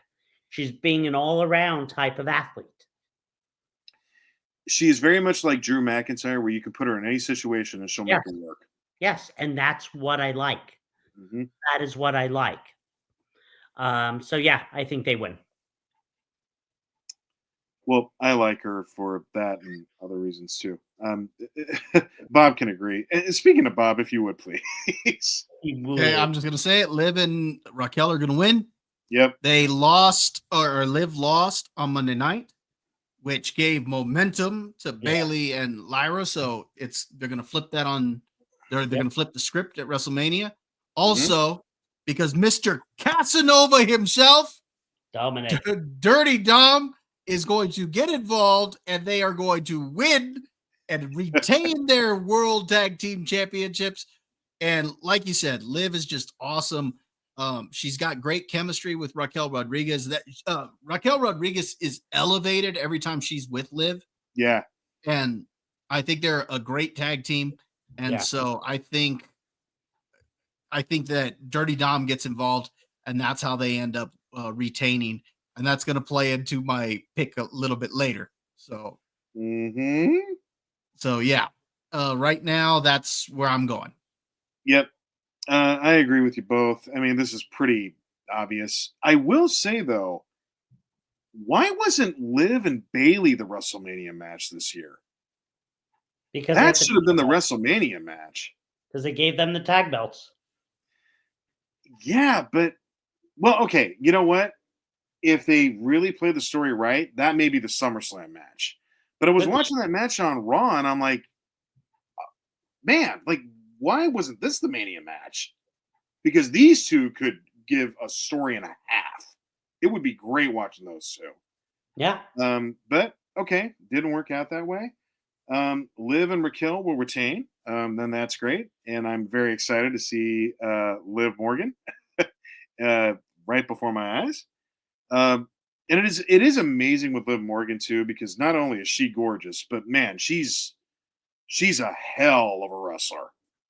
Just not only does she have my my attraction, but she also has like pure respect. Like she's a wrestler and a half. She's awesome, and I am so impressed by her. yeah, she's badass, dude. I saw her get like hit square in the face from I think it was like Damage Control, like one of their kicks, like got her right in the nose. Yeah. And she was tearing, and she didn't sell it. She still like just kept working. And after the match, you could tell like her eyes were sobbing, like just because of the impact. But she never sold it. She just kept working. Badass and a half. Yeah, some of the bumps she's been taking. She's Recently? man. Just look at her. I know there's a glare, but her walking with Dom and Judgment Day holding the title. And by the way, takes that title everywhere with her. She's on news shows. She's got that belt with her. I mean, No, she's a star, dude. No doubt. This lady, Right.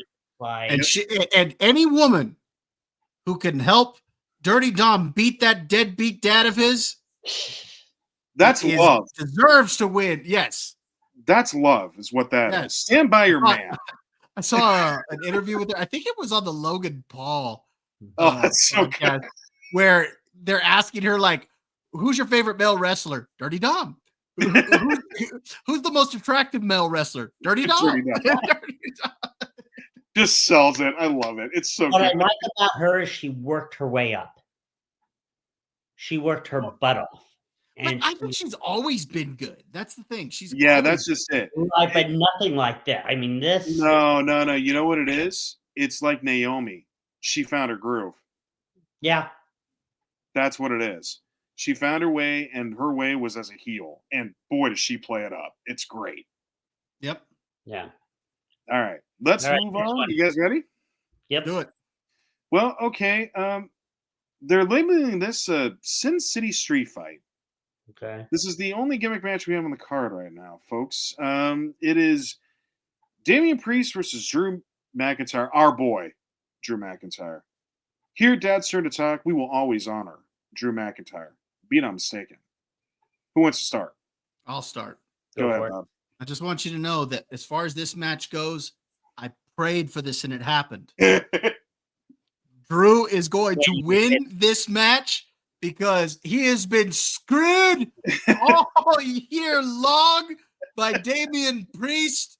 And I think that he gets his revenge on Damian Priest here at WrestleMania. The only reason I think that it might not happen is because he took the cross. And so Damian Priest has got to get it back. But I think at the end of the day, I think Drew wins this and gets his revenge after what happened last year. Okay. Yeah. I think it's going to be a brutal match, a fun one. Yeah. Any match with Drew is fun. So. Oh, yeah, for sure. Josh, to you, sir. You know what? We have a tribal chief in AEW, that's Kenny Omega, and we have a tribal chief in WWE, that's Drew McIntyre. No, Josh, don't ever say that again. Don't you ever You just ruined half of that statement. All right. Drew McIntyre is going to win this match. He better win this match. I think he is so over. We love him on Dad's Turn to Talk, like Derek said. What he has done for his career, and he is someone who deserves the WWE title. Because how he carried the company during COVID, during the pandemic, with empty arenas, and now how he's like redone his whole career, and people love him as a heel, give him the belt. And I think I was just going to say, is he really a heel? Because all he does is tell the truth. I know. I think he beats Damian Priest. I think he'll beat him. because he's not going to lose 2 years in a row. And I don't know where he goes from here. Maybe it's for the title, I'm hoping, but he's awesome. He's awesome. The stuff that comes out of his mouth, just like you guys said, you have Liv Morgan on the women's side, you got Drew McIntyre on the men's side. Yeah. So and Drew is the best trolling on social media. Oh yeah. Now don't get it twisted. Naomi is stepping her game up, but Drew McIntyre is still the emperor at this point. Yes. Yeah. I will agree with what you both said, because it's time for the man to get what he is rightfully deserved to. I've wasted my time with you, Priest, for a whole year. Actually, what I love about this story is the fact that it does make sense. Like, I didn't realize Priest was the guy that really benefited from everything that Drew lost. He was the guy. Because he was so focused on Punk, you took your eyes off Priest. So that story actually makes great logical sense. But I'm with you guys. Drew has to win this match. I like, why would you lose to Damian Priest again? No. And I want to like Damian Priest, I do, but being at a Drew level, he is not. He's just not. And I'm sorry, I'm not trying to be offensive with that. I'm just saying, when you're at Drew level, you better bring A game. You better be a star yourself. Yeah. And right now, the only reason that this feud is actually having a reason to watch is because Drew's probably going to make it awesome. Right. But Drew didn't want to be part of it. I know. He's complained about this. He's not too happy. Well, okay. And guess what? He's still going to make it awesome. That's Drew. Yeah. That's why we love him here on Dad's Turn to Talk. Because dads do a bunch of stuff they hate to do all the time. But do they do it? Right. Yes, they do. Yep. To the best of their ability. And then at the end of the day, Priest beat him at WrestleMania last year. Yep. He beat him when he cashed in the title. Yep. Not cashed in the title. When he cashed in the Money in the Bank briefcase. He what's it called? He beat Drew at the Royal Rumble by eliminating him. He eliminated him at Elimination Chamber. So it's time for Drew to get his back. Yep, that's true. Yep. Also, what would be great with this is if Michael Cole said something along the lines of, "Dear God, Pat, slot machines are legal." Or no, not on the craps table. Like something like that. That makes no sense, Derek. I don't understand. Yes, it does. Yes, it does. No, you're just you're being stupid. An obligatory smile there, but we're clueless. I mean, no, you're stupid, and you should be actually slapped in the face for the fact that you called Kenny Omega the tribal chief. You know what? He is the tribal chief. No, he's not. No, he's not. Tribal chief. Shut up. There's only one. Come on. Yeah. Shut up again is what I meant to say. Okay, let's move on to the next match. It is a fatal four-way, gentlemen, between Braun Breaker, the definition of manhood, Dominic Mysterio, that other guy, Finn Balor, and Cero Miedo, Penta. Miedo. So, who wants to take it? I will. I'll start. Okay, Okay. So here we go. He's going to talk about Dominic and his as he should. First off, Dominic Mysterio is the greatest luchador in the history of professional wrestling. He is. Once he beat that deadbeat dad of his, he elevated himself to the best Mysterio of all time. Beat him twice. Yes, that's right. Twice. Mm-hmm. Now, what's I think's going to happen is I think that Finn Balor and Dominic are going to kind of team up, and they're going to kind of take the other two out. Now, I do think you're going to see them have moments where they're kind of tussling maybe and kind of pushing each other. But I think most of the match, they're going to be working in tandem for most of it. And this is where I think Liv Morgan returns the favor.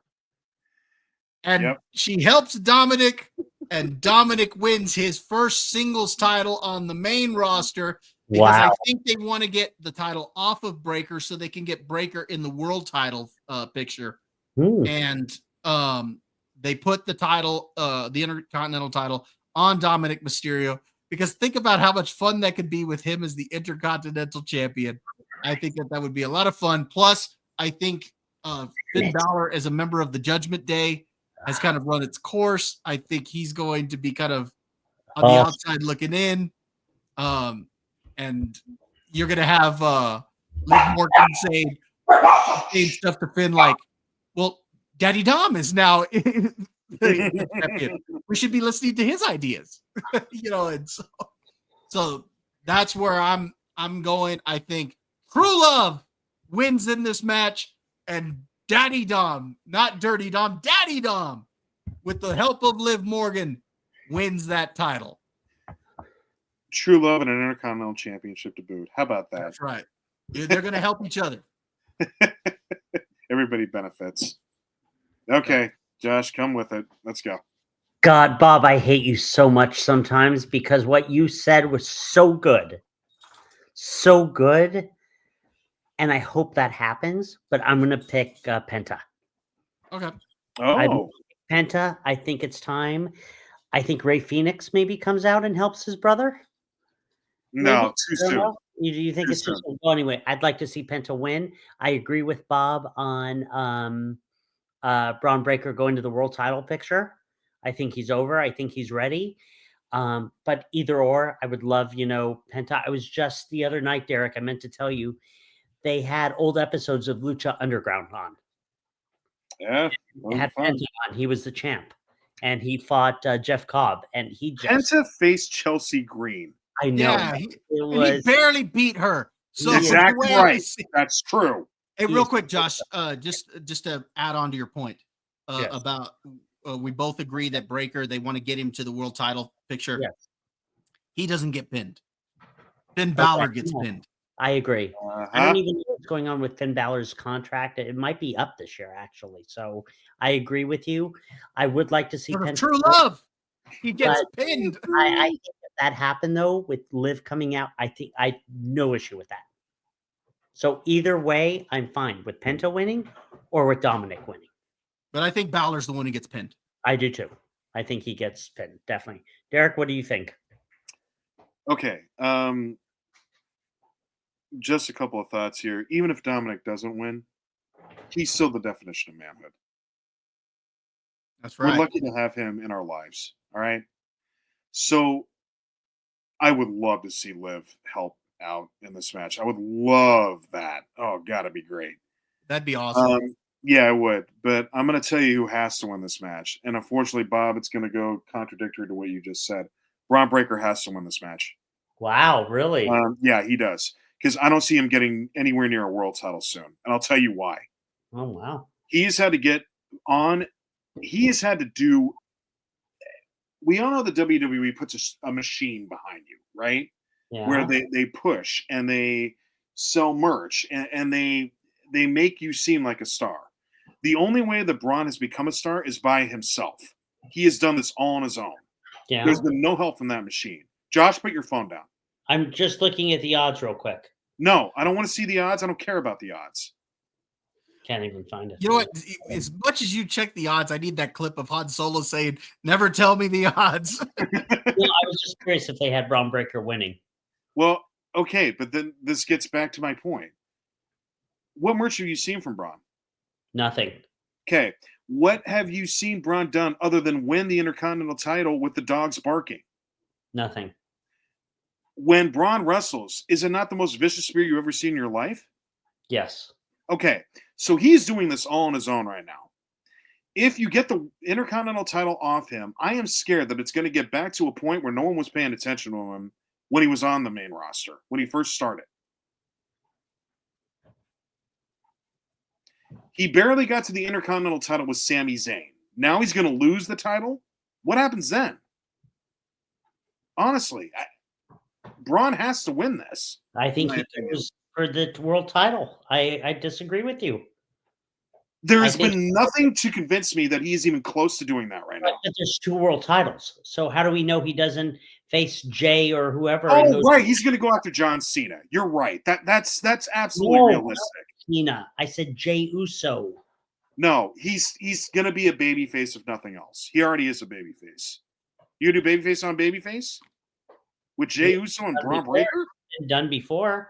No, not like no.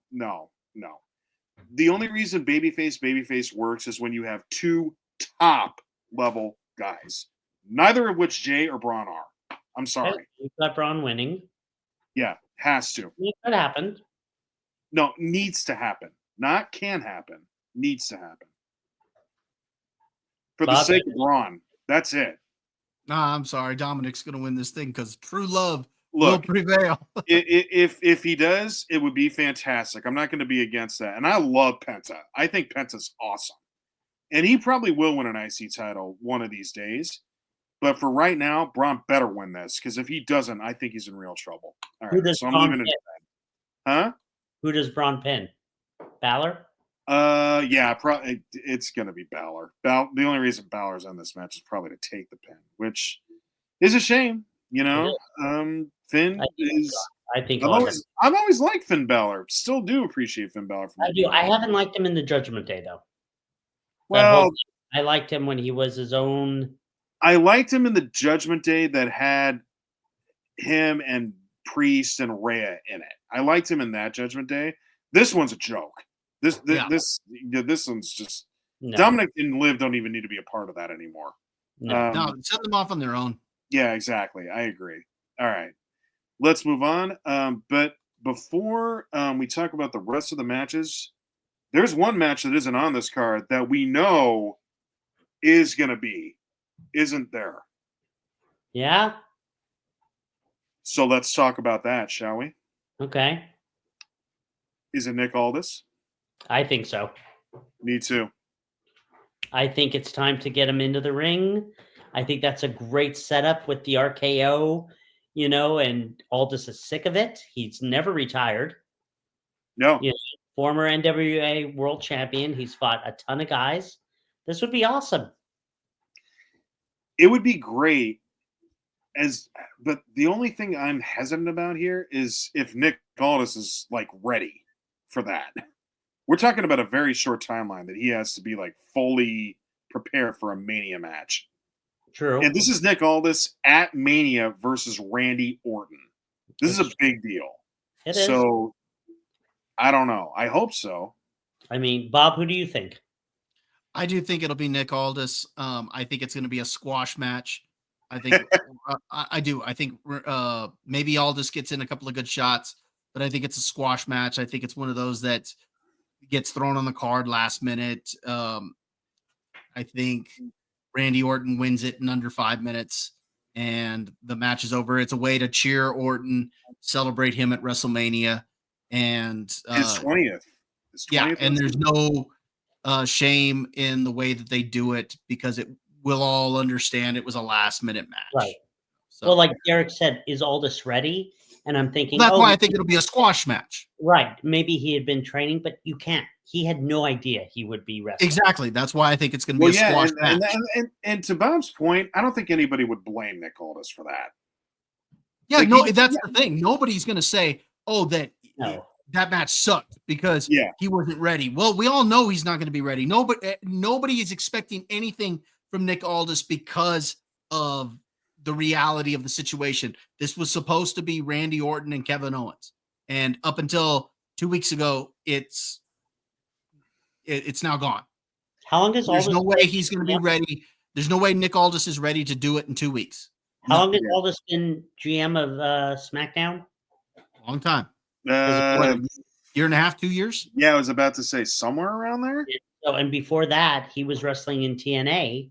He went into because he had left NWA on really bad terms, went to TNA and left TNA. So yeah, I mean that's horrible ring rust. Yeah, so it's going to be a squash match. Well, and here's where the story can also benefit from. If he squashes Nick Aldis brings out Rusev and says, "Kill Randy Orton for me." There you go. Maybe it is Rusev. Maybe, yeah, you're right. That's entirely possible. Maybe it is Rusev. I think it's Nick Aldis, though. Yeah, I think the story lends more to Nick Aldis.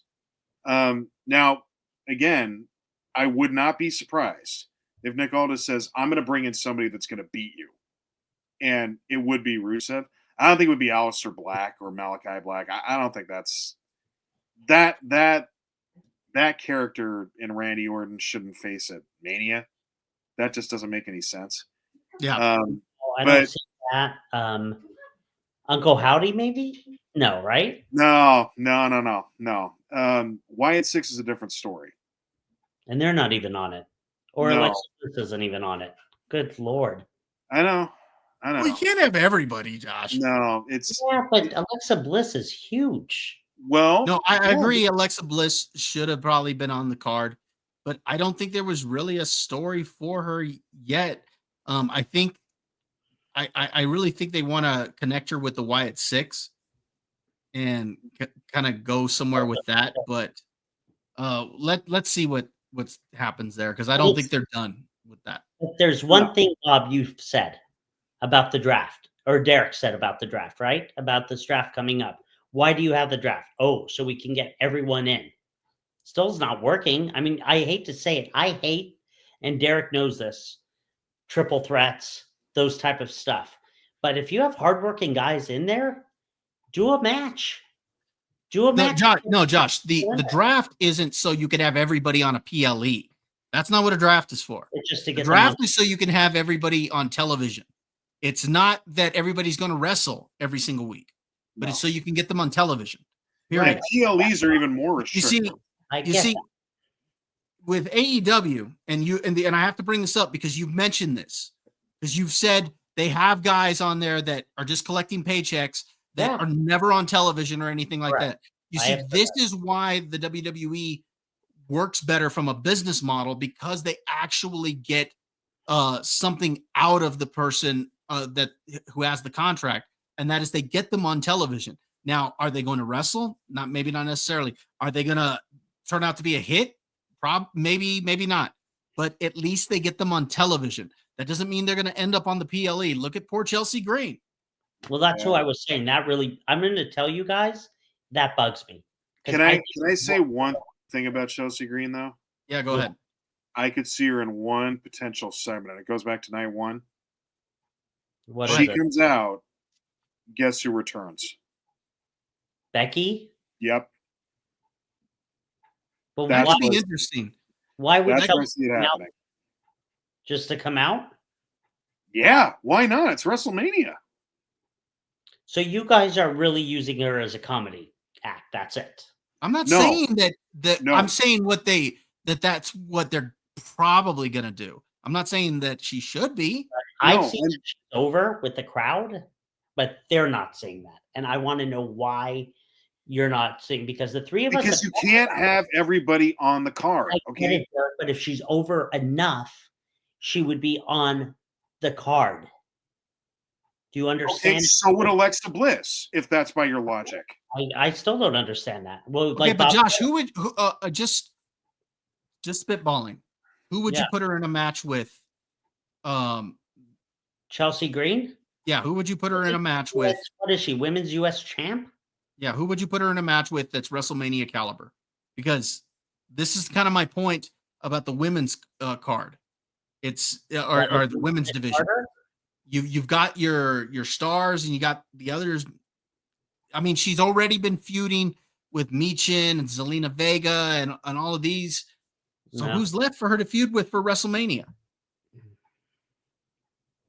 That's not already in a feud. Maybe you bring someone up from NXT.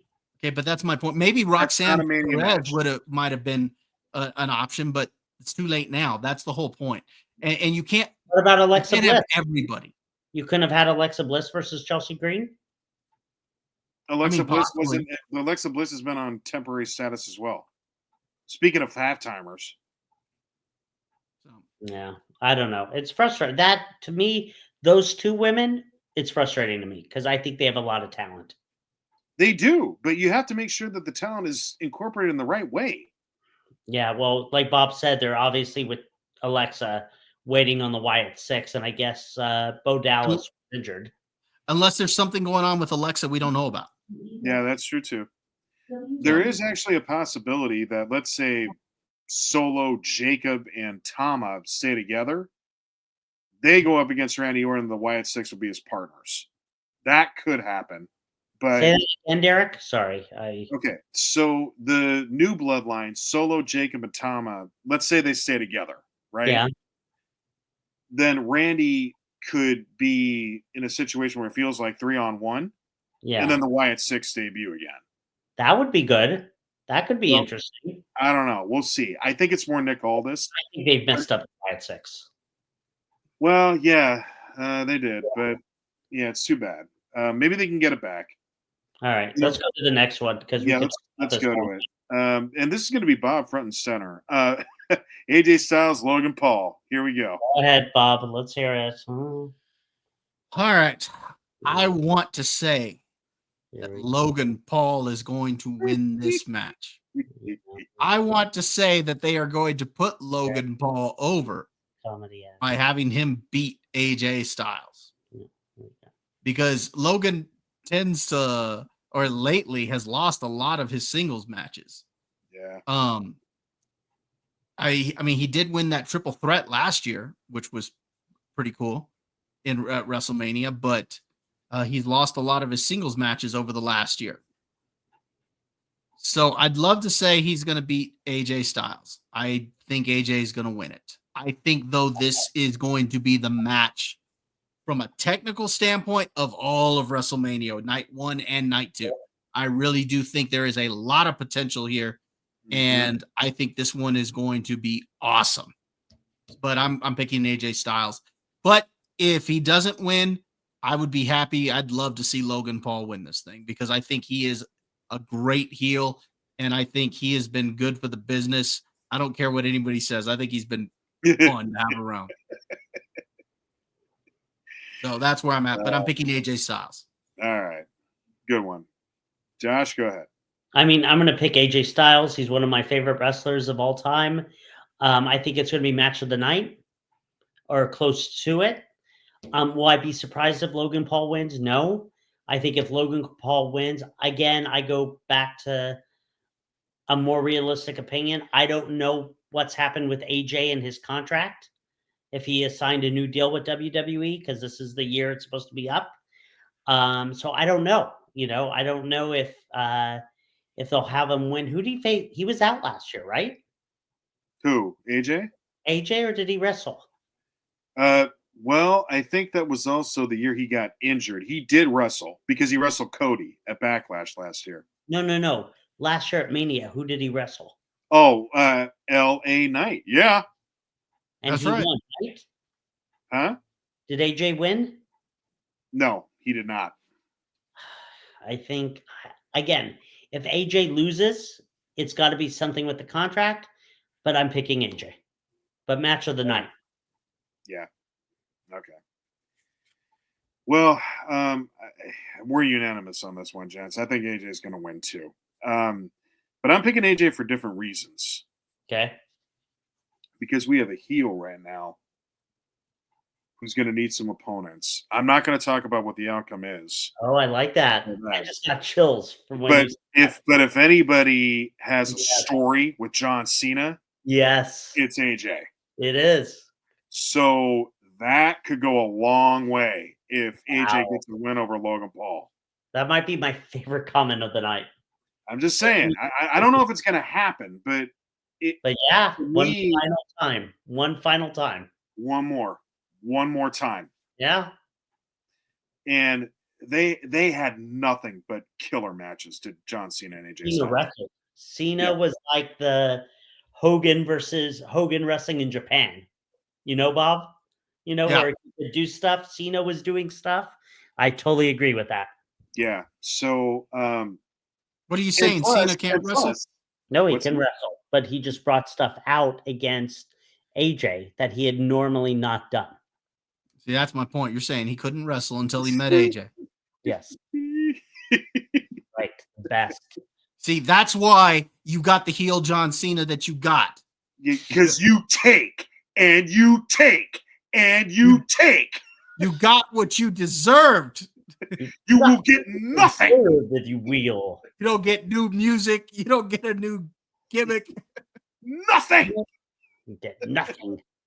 I will say though, I am really hoping also that Logan Paul gets the briefcase and Money in the Bank. I don't want him to cash in and win, though, because that moment is for Jacob Fatu to spoil it and for them to have a Mania match next year. That's my dream. Oh, that would be see that. cool. Yep. I don't know if that'll happen. Well, I hope so. I don't know. I just think that would be great storytelling. Like the idea of Logan Paul accidentally clubbing Jacob with the briefcase and having that feud start that way. He'd kill him. But that's the beauty of it, is he'd be a chicken shite the entire time. And then Logan will keep dodging Jacob until Jacob says, what is it going to take for you to fight me? And so when he catches in the briefcase, Jacob costs him and then says, are you going to fight me now? You don't have a world title because of me. Let's go, dog. I don't know. Oh, come on. It'd be good. That'd be good. I just don't I know. don't think it'll happen, but that'd be good. I'm just saying. I have my wishes here. I just realized Braun Strowman's not at Mania, right? No, he's not. Wow. Like I said, you can't have everybody. No. Good luck in the Andre the Giant Battle Royal, though, Braun. Is that going on? Probably on SmackDown, yeah. All right, we got two left. Boy, this one, I really don't know. This is a triple threat, gents. This is Bianca Belair versus Io Sky versus Rhea Ripley. And Bob and I have been wanting to talk about this one. We've talked about this, and we're holding off for tonight, for right now. Okay. I already got my thoughts here. I do too. You go All first. right. This is going to be a fun one. I want to say that Io is going to retain and that she earns the respect from these two. That's not going to happen. Okay. I think Bianca Belair is going to win this match. Right. But Naomi is going to get involved. Heel turn. And you're going to have Bianca and Naomi reunite as friends. And that's going to set up a feud with Bianca and Jade Cargill in the future. But as of right now, I am saying Bianca wins this thing. I don't see Rhea getting the title back, because why not just have left the title on her to begin with and just do Bianca and Rhea if that was the case, unless they were looking for a way to get Io Sky a match. And which I told Josh that I think the only way to get Io involved and up to the same level as the other two was to put the title on her. Okay. So, that's what I think is going to happen. I love the way Io has come off in this match with the build. She has come off looking great. Rhea has come off looking like a whiny baby in the way. Now, that's not a knock on Rhea per se, because I like Rhea Ripley. Yeah. I'm saying the way they've done the build, it's made it look like that she's whining because she's not getting her way. She lost fair and square. Right. I know she sits there and the way they've done it is, I was distracted by Bianca. Yeah, but you turned your face back to Io and Io beat you fair and square. You lost. Mm-hmm. And then she knocked out the ref. And it happens. So she lost. So she's come off whining. Io has come off looking great. I think Io will be the fan favorite in this match. Oh, yeah. But I think Bianca wins it, and I think she does it because Naomi gets involved. Okay. Josh, your thoughts? I'm very torn about this match. Bob and I have talked about it. I totally agree with them the way they've made Rhea look in this match, being a crybaby. I really don't understand. Okay, first of all, if Rhea were to win this match, makes no sense. Okay. Because you have her lose to Io, and then just to win the title back. Like the whole thing, I would have loved Io versus Bianca. Simple as that. But they can't do it because Rhea is over. I think, God, I think Bobby is right that Bianca wins. Okay. I think Bianca Belair wins this match. I don't necessarily agree with it. I think, like you both have told me, Io has been so over. Why not have her win this match? Put some legitimacy in her. She takes out two huge competitors. Give her a nice title run. I would love that. Right? That's No, Io. because that's what Io does. Yeah. The way she's actually fought back and stuff, against the two girls. But again, I just see everything, even the odds are saying Bianca's going to win. I like the heel turn. I think that would be interesting. Would I be upset if Bianca won? No. Yeah. I would be upset if Rhea won because I'm like, what is the point of all this? Where is the story in all this? There's no story for her. You guys ran out of talent for Rhea, and now you didn't know what to do, so you just put her in this match. You could have just kept the title on her and have someone beat her at Mania. That's the other thing. If Bianca wins, it's like, then why did you have Io become champion?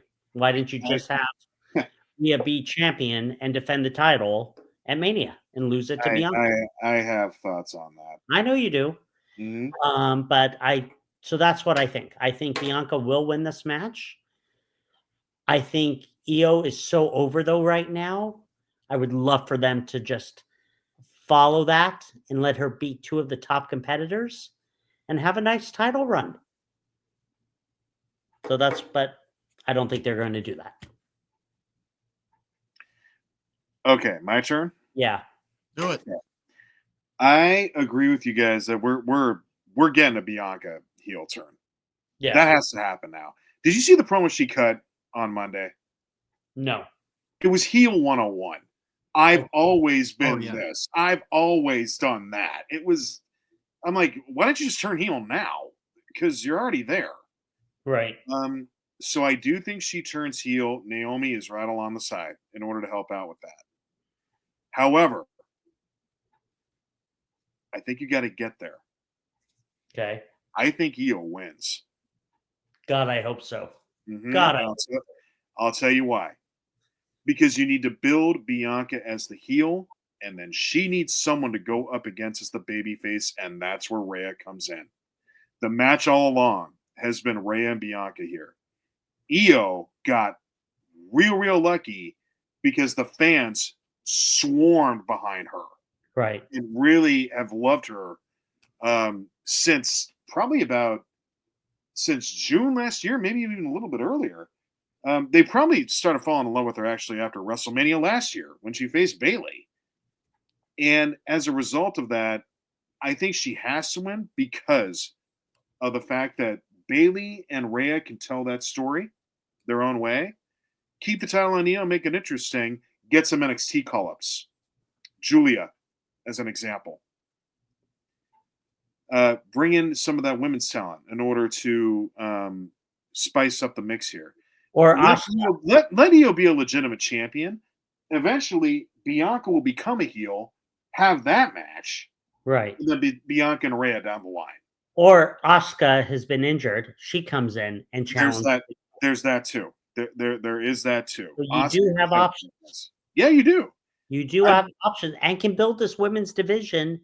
Whereas Bobby, says, "Oh, you have the mid-carders. Well, let's get away from the mid-carders. Let's push these women who know how to wrestle and get them going, and not just have a one-woman's match on a pay-per-view." I understand. Well, I think that's where the draft is going to come in because there's a lot of NXT talent in the women's division that you can bring a ton actually right now. Rodana Grace, Zarya, Aria, Stephanie Vaquer. God, the one who's absolutely gorgeous, Fallon Henley. Oh, Fallon Henley, yeah, she's there. There's a lot of opportunity there. And if they can bring up some NXT women as a result of that, with Io being champion, that could provide some very creative stuff. Yep. Yeah. So I think I'm going to say Io wins. Okay. One, because I hope so. I hope you're right. Well, I hope you're right too. yeah. I'm going to say Bianca, but I hope Io wins. Yeah, and I do think that there is a story. Eventually, I think Bianca and Rhea will main event a WrestleMania. Agreed. Yeah, I think even next year. That needs to happen, yes. Yep, that's right. I do think it's going to be next year where they do that. And it will be a heel Bianca versus a babyface Rhea, which is the way it should be because Bianca's going to be a nasty girl, and she's going to need an eradicator in order to whip her down. So that'll be great. I can't wait for it. And by the way, the acting job that Bianca did at Elimination Chamber was fantastic. Oh, she's doing some of the best acting that I've seen. Yeah, so I'm ready for her to, I would like to see her pushed again, but I think right now I want to see Io. Well, I think that's just the thing. I think everybody does. So let's give the fans that moment. Let's give the fans those roses. We turn Bianca and we let her and Rhea go out to the races next year. Yeah. There we go. There's a way to do it. All right. Let's get to the main event. Certainly not least. Here we are, gents. A man who has been part of an abusive relationship for the past 20 years. Yes. Agreed. Shame on everybody. And all of them.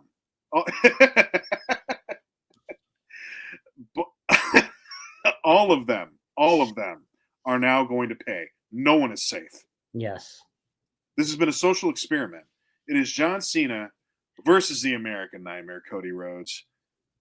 Boy, this is as marquee as it gets. This is Vegas personified. Yes. Who wants to go first? Bob, go ahead. All right. For years, I have been listening to Josh blast Cena. Cena wins the title too many times. He does. Cena is no good, but now all of a sudden he's fine if Cena wins number 17, but he's not fine if Charlotte wins number 15, but that's besides the point. Shut up, Josh. You shut up. Stop mumbling. So the issue here is I think they're going to capitalize on this heel turn by John Cena. I think it's been a very well done heel turn for the most part. I think the promos have been pretty good in that he's walking away, not giving the fans what they want to see. I've enjoyed the fact that he's not giving them a new gimmick. He's not giving them new music. And I know Josh is shaking his head because I like to sing their music. Why are you being a bully? I didn't say anything mean to you, but you. Why are you being a bully? Why can't you just admit that Kenny Omega's the tribal chief? He is the tribal chief. Shut up. Whining. Bob is a bully. Bob is a bully. I'm going to start a YouTube page. Mute him now. Good Lord, Josh. Be a man. Just a bully. Be a man. Anyway, Josh is like all the fans that wanted to see a new gimmick and stuff. And I think that's the ultimate heel move. Not to give them that because that's what they wanted. And that's the whole point of John Cena's heel turn is that you fans, I've been doing everything to try to win you over. You have not respected me. You've booed me. You've done all this. And now you want new music? Now you want a new gimmick? You want all of this because I'm giving you the heel turn you want? No, screw you. That's my voice on that song. This is my gimmick. And I thought that that's a fantastic heel move. Yep. I think they're going to capitalize on this. I think they're going to put the title on John Cena. Now, this is where the main event for night one comes in because I said I thought that Seth Rollins would win. I think he is going to join up with The Rock also. And I think we're going to have him and Paul Heyman because I think Paul Heyman is kind of, I think he's going to go with Rollins and he's going to help out this little group. And you're going to see Paul Heyman, and he'll be on John Cena's group there and helping him out. I think this is going to be fun. I think Cena wins this thing, and I think that sets up some interesting feuds for the end of the towards the end of the year. I agree with you, Derek. I think AJ Styles is a possibility. Randy Orton's definitely a possibility. CM Punk, because I don't think they turned CM Punk heel. I think they want to keep him as a face so they can have a fight with John Cena. There are some opponents that they can do here, but that's what I'm going with. John Cena wins number 17 because Josh didn't want him to for so long, and all of a sudden now he wants it, but he's going to do it. That makes no sense, Bob. No, Yes, it does. Shut up, Josh. because for years you had been saying no. Shut up, shut up, shut up, shut up, shut up, shut up. Okay. Then you want to curse right now. Oh, so bad. So bad. Shut up! Bob, you're good at everything. Okay, you fail in life, Bob. Go ahead. No, seriously, Josh. No. No. What I mean is because the opinion you have had about John Cena is the opinion that so many people have had, and that's the point. That's why this heel turn is working the way that it is, because he's not. Because now you're like, oh, now I'm finally getting the heel turn that I want, and he's not giving it to you. Mm-mm. That's what makes it such a heel move. No, I agree with you. Is Rock going to be there? Yes or no? Yes, Rock's Yes. going to be there. Yes, he will be there. He will be there. Okay. Yes. Yeah, I think you're going to have his little corporation. He type is the last piece of the puzzle in terms of this story. Then Because we see this at Chamber, they haven't linked those two together. right. I mean, based on common sense, Cena's got to win. Cena's got to win. If The Rock is there, and I love Bob's thing. Actually, I think it's genius. I can't believe I'm saying it to Bob that he made a genius statement. The whole Paul Heyman thing, because the whole tribal chief and the bloodline is pretty much gone now. For right Yeah. now, There's no this is ties to something it new anymore. and unique. To have Rollins come in, to have Paul Heyman come in with Cena as the champ. I mean, I like it. I like it a lot. And so I can't see I can't see Cody winning. I don't know what that does. I think at the end of the day, Cody will get the title back, and at Right, some of course. point, Cody's going to beat Rock. That's the whole point. He's Right. the final boss for Right. Cody to overcome. But that's not going to happen. But now. Cody can't. If Cody wins, that would ruin everything, right? I don't think it ruins everything. Ruins a strong word. Yeah, but I do It think doesn't help that. Cena, though. But I don't see what No. you do with the heel John Cena is him not being the champ. Well, that's my issue. I'll get to my point here. No, we don't care what you say, Derek. We Okay, really so that's what I think. So care go what ahead, you- Josh. So I don't know. That's my only thing is Cena, I think, has to win, and he's going to get help. Yeah, I just don't see if Cody were to win, then they'd probably have a rematch. And then if Cena were to win that makes no sense. Well, here's what I think. Just to kind of spitball. I think Cena wins. And right before he retires with that title, CM Punk beats him. Right. And CM Punk ends up headlining next year's WrestleMania as the champ and loses to Cody Rhodes. That's what I think. That's not bad. That's not bad. I just think you cannot have. I think Cena is synonymous with WrestleMania over the years. He's got to win the belt there. To me, him winning the belt at another pay-per-view would be stupid. Well, I don't think it will. I don't think they would even. I don't think he would get another title match. I think this is the title match. Right. So I've got Cena winning. I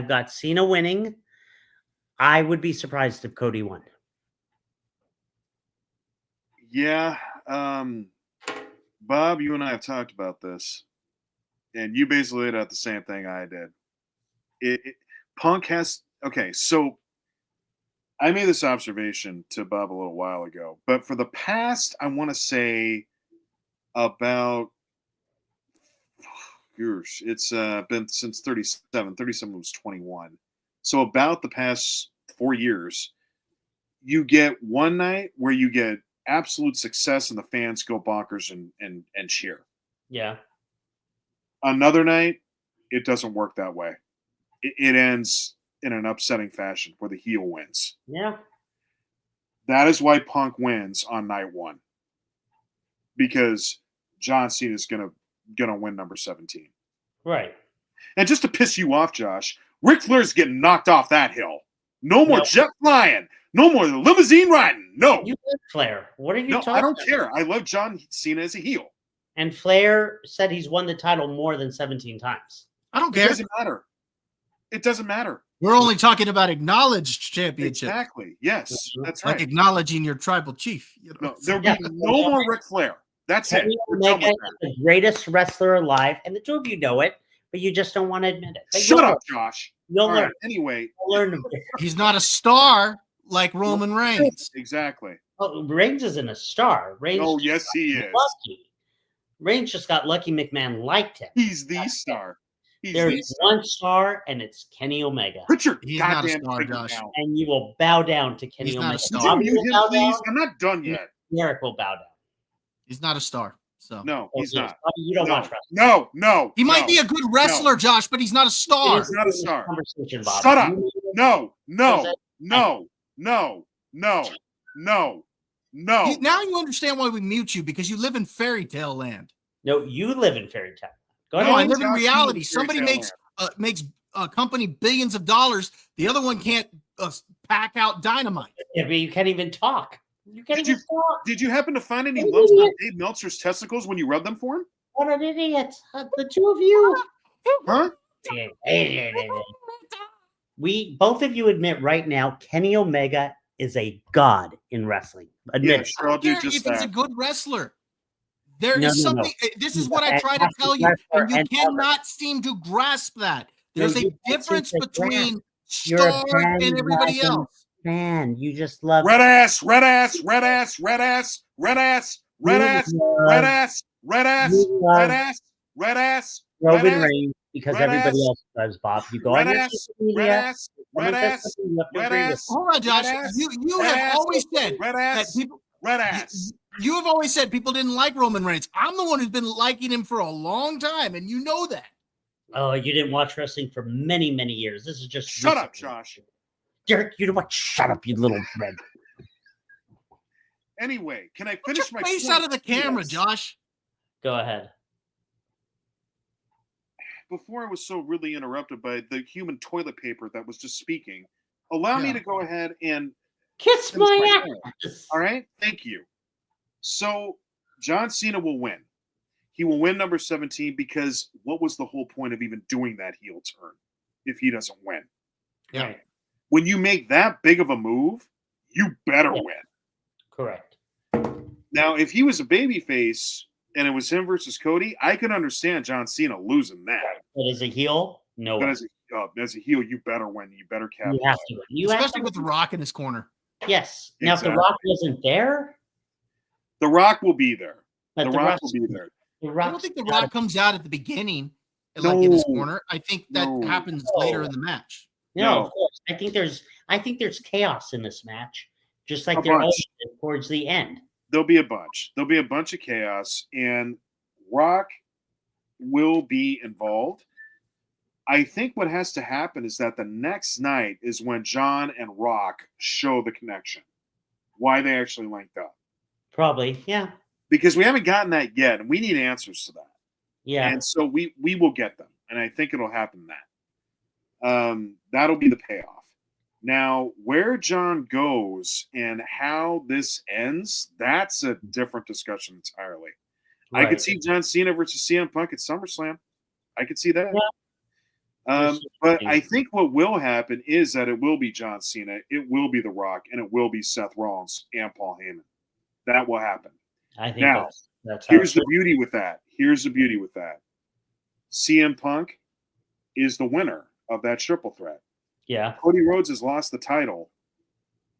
They're going to need help. That's where that guy comes in. And then you get to tell the story of how those guys are going to have to work together. And that's going to be complicated. Kenny Omega's coming in? Shut up. No, Interesting. shut up. Hmm. Shut up. If he wants to be a star, he will. Forget that you're human toilet paper. You need toilet paper to wipe your mouth with. Because everything that comes out of it is diarrhea. All right? You understand? Good. You finally learned a lesson. Okay. So now that that's done, it is going to be John Cena. It is going to be number 17. That is how this is going to end. Now, I am hoping that if we get a unity between Punk, Cody, and Roman, then you have Rock, Cena, and Seth on the other side. But Bob, I was telling you this too. The Rock can call in other board members. If Gunther loses at Mania, Rock can pull him in. That could be interesting. If, let's say, for example, Rock also pulls in somebody like, shall we say, Solo Sikoa and the Bloodline, the new Bloodline, just to act as enforcers. Couldn't that be interesting? I think there's some interesting stuff that can happen. I think he brings in Jeff Cobb. Isn't Jeff Cobb going to WWE? There were thoughts about that, yes, but I don't know if that's. No one's actually, that hasn't been totally confirmed yet. There's just been rumors. Okay. But let's say if Rock's board gets big enough, then somehow LA Knight enters the crosshairs because he lacks people skills. What? LA Knight's not going to. You think LA Knight's going to? I'm saying he could unite with a group like Cody and Punk and Roman. Yeah, he could. Yeah. Yeah. Okay. What else, Josh? What else do you want to laugh at? Nothing. Okay, that's fine. Go watch He's AEW. just in awe from all that star power. Yeah, exactly. The Omega, the Young Bucks, Adam Page.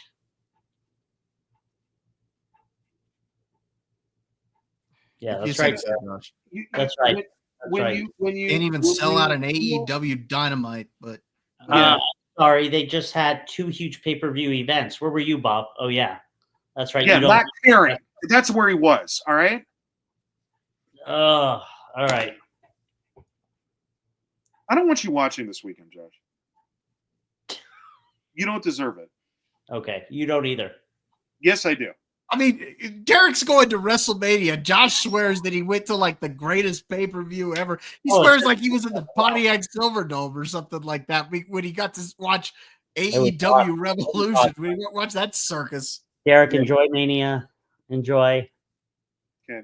Well, I would say have a great WrestleMania weekend, not a great Revolution weekend, not a great All In or Out weekend, not a great Dynasty weekend, none of that. A great WrestleMania weekend. Right. Rub your sinuses while you're at it. You gonna itch? No. You sure? Enjoy your Mania. No, I don't need you to tell me that.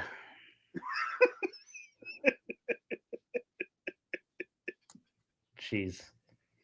Do you have a poster of Maxwell Jacob Freeman above your bed? I do. Yeah. I do. Does it get you turned on? Is that how it happens? Jeez. All right, let's finish up. All right. Well, we were having fun, and then Josh spoke. So now that we're done, we'll sign off for the rest of the night. Let's do some social media. Bob, go ahead. Let us know where you are. You can find me over on my channel. Was it good at Bob Loves Movies over on YouTube. Also, you can find me on Criticless and X, and as usual, our social media will be in the description below. All right, Josh, to you. You can find me on Facebook, TikTok, Instagram, and LinkedIn. You don't have to be pouty about it. I know. You butthurt about AEW? All right, fine. So now that you can tell that I've aged based off my friendship with Josh, just on this conversation, you can find me with the old people on LinkedIn and Facebook. That's it. All right. Folks, have a great WrestleMania weekend. It's been a pleasure talking with you. Thank you for everything. We'll be in touch. Y'all have a good night. Bye. Have a good one, guys.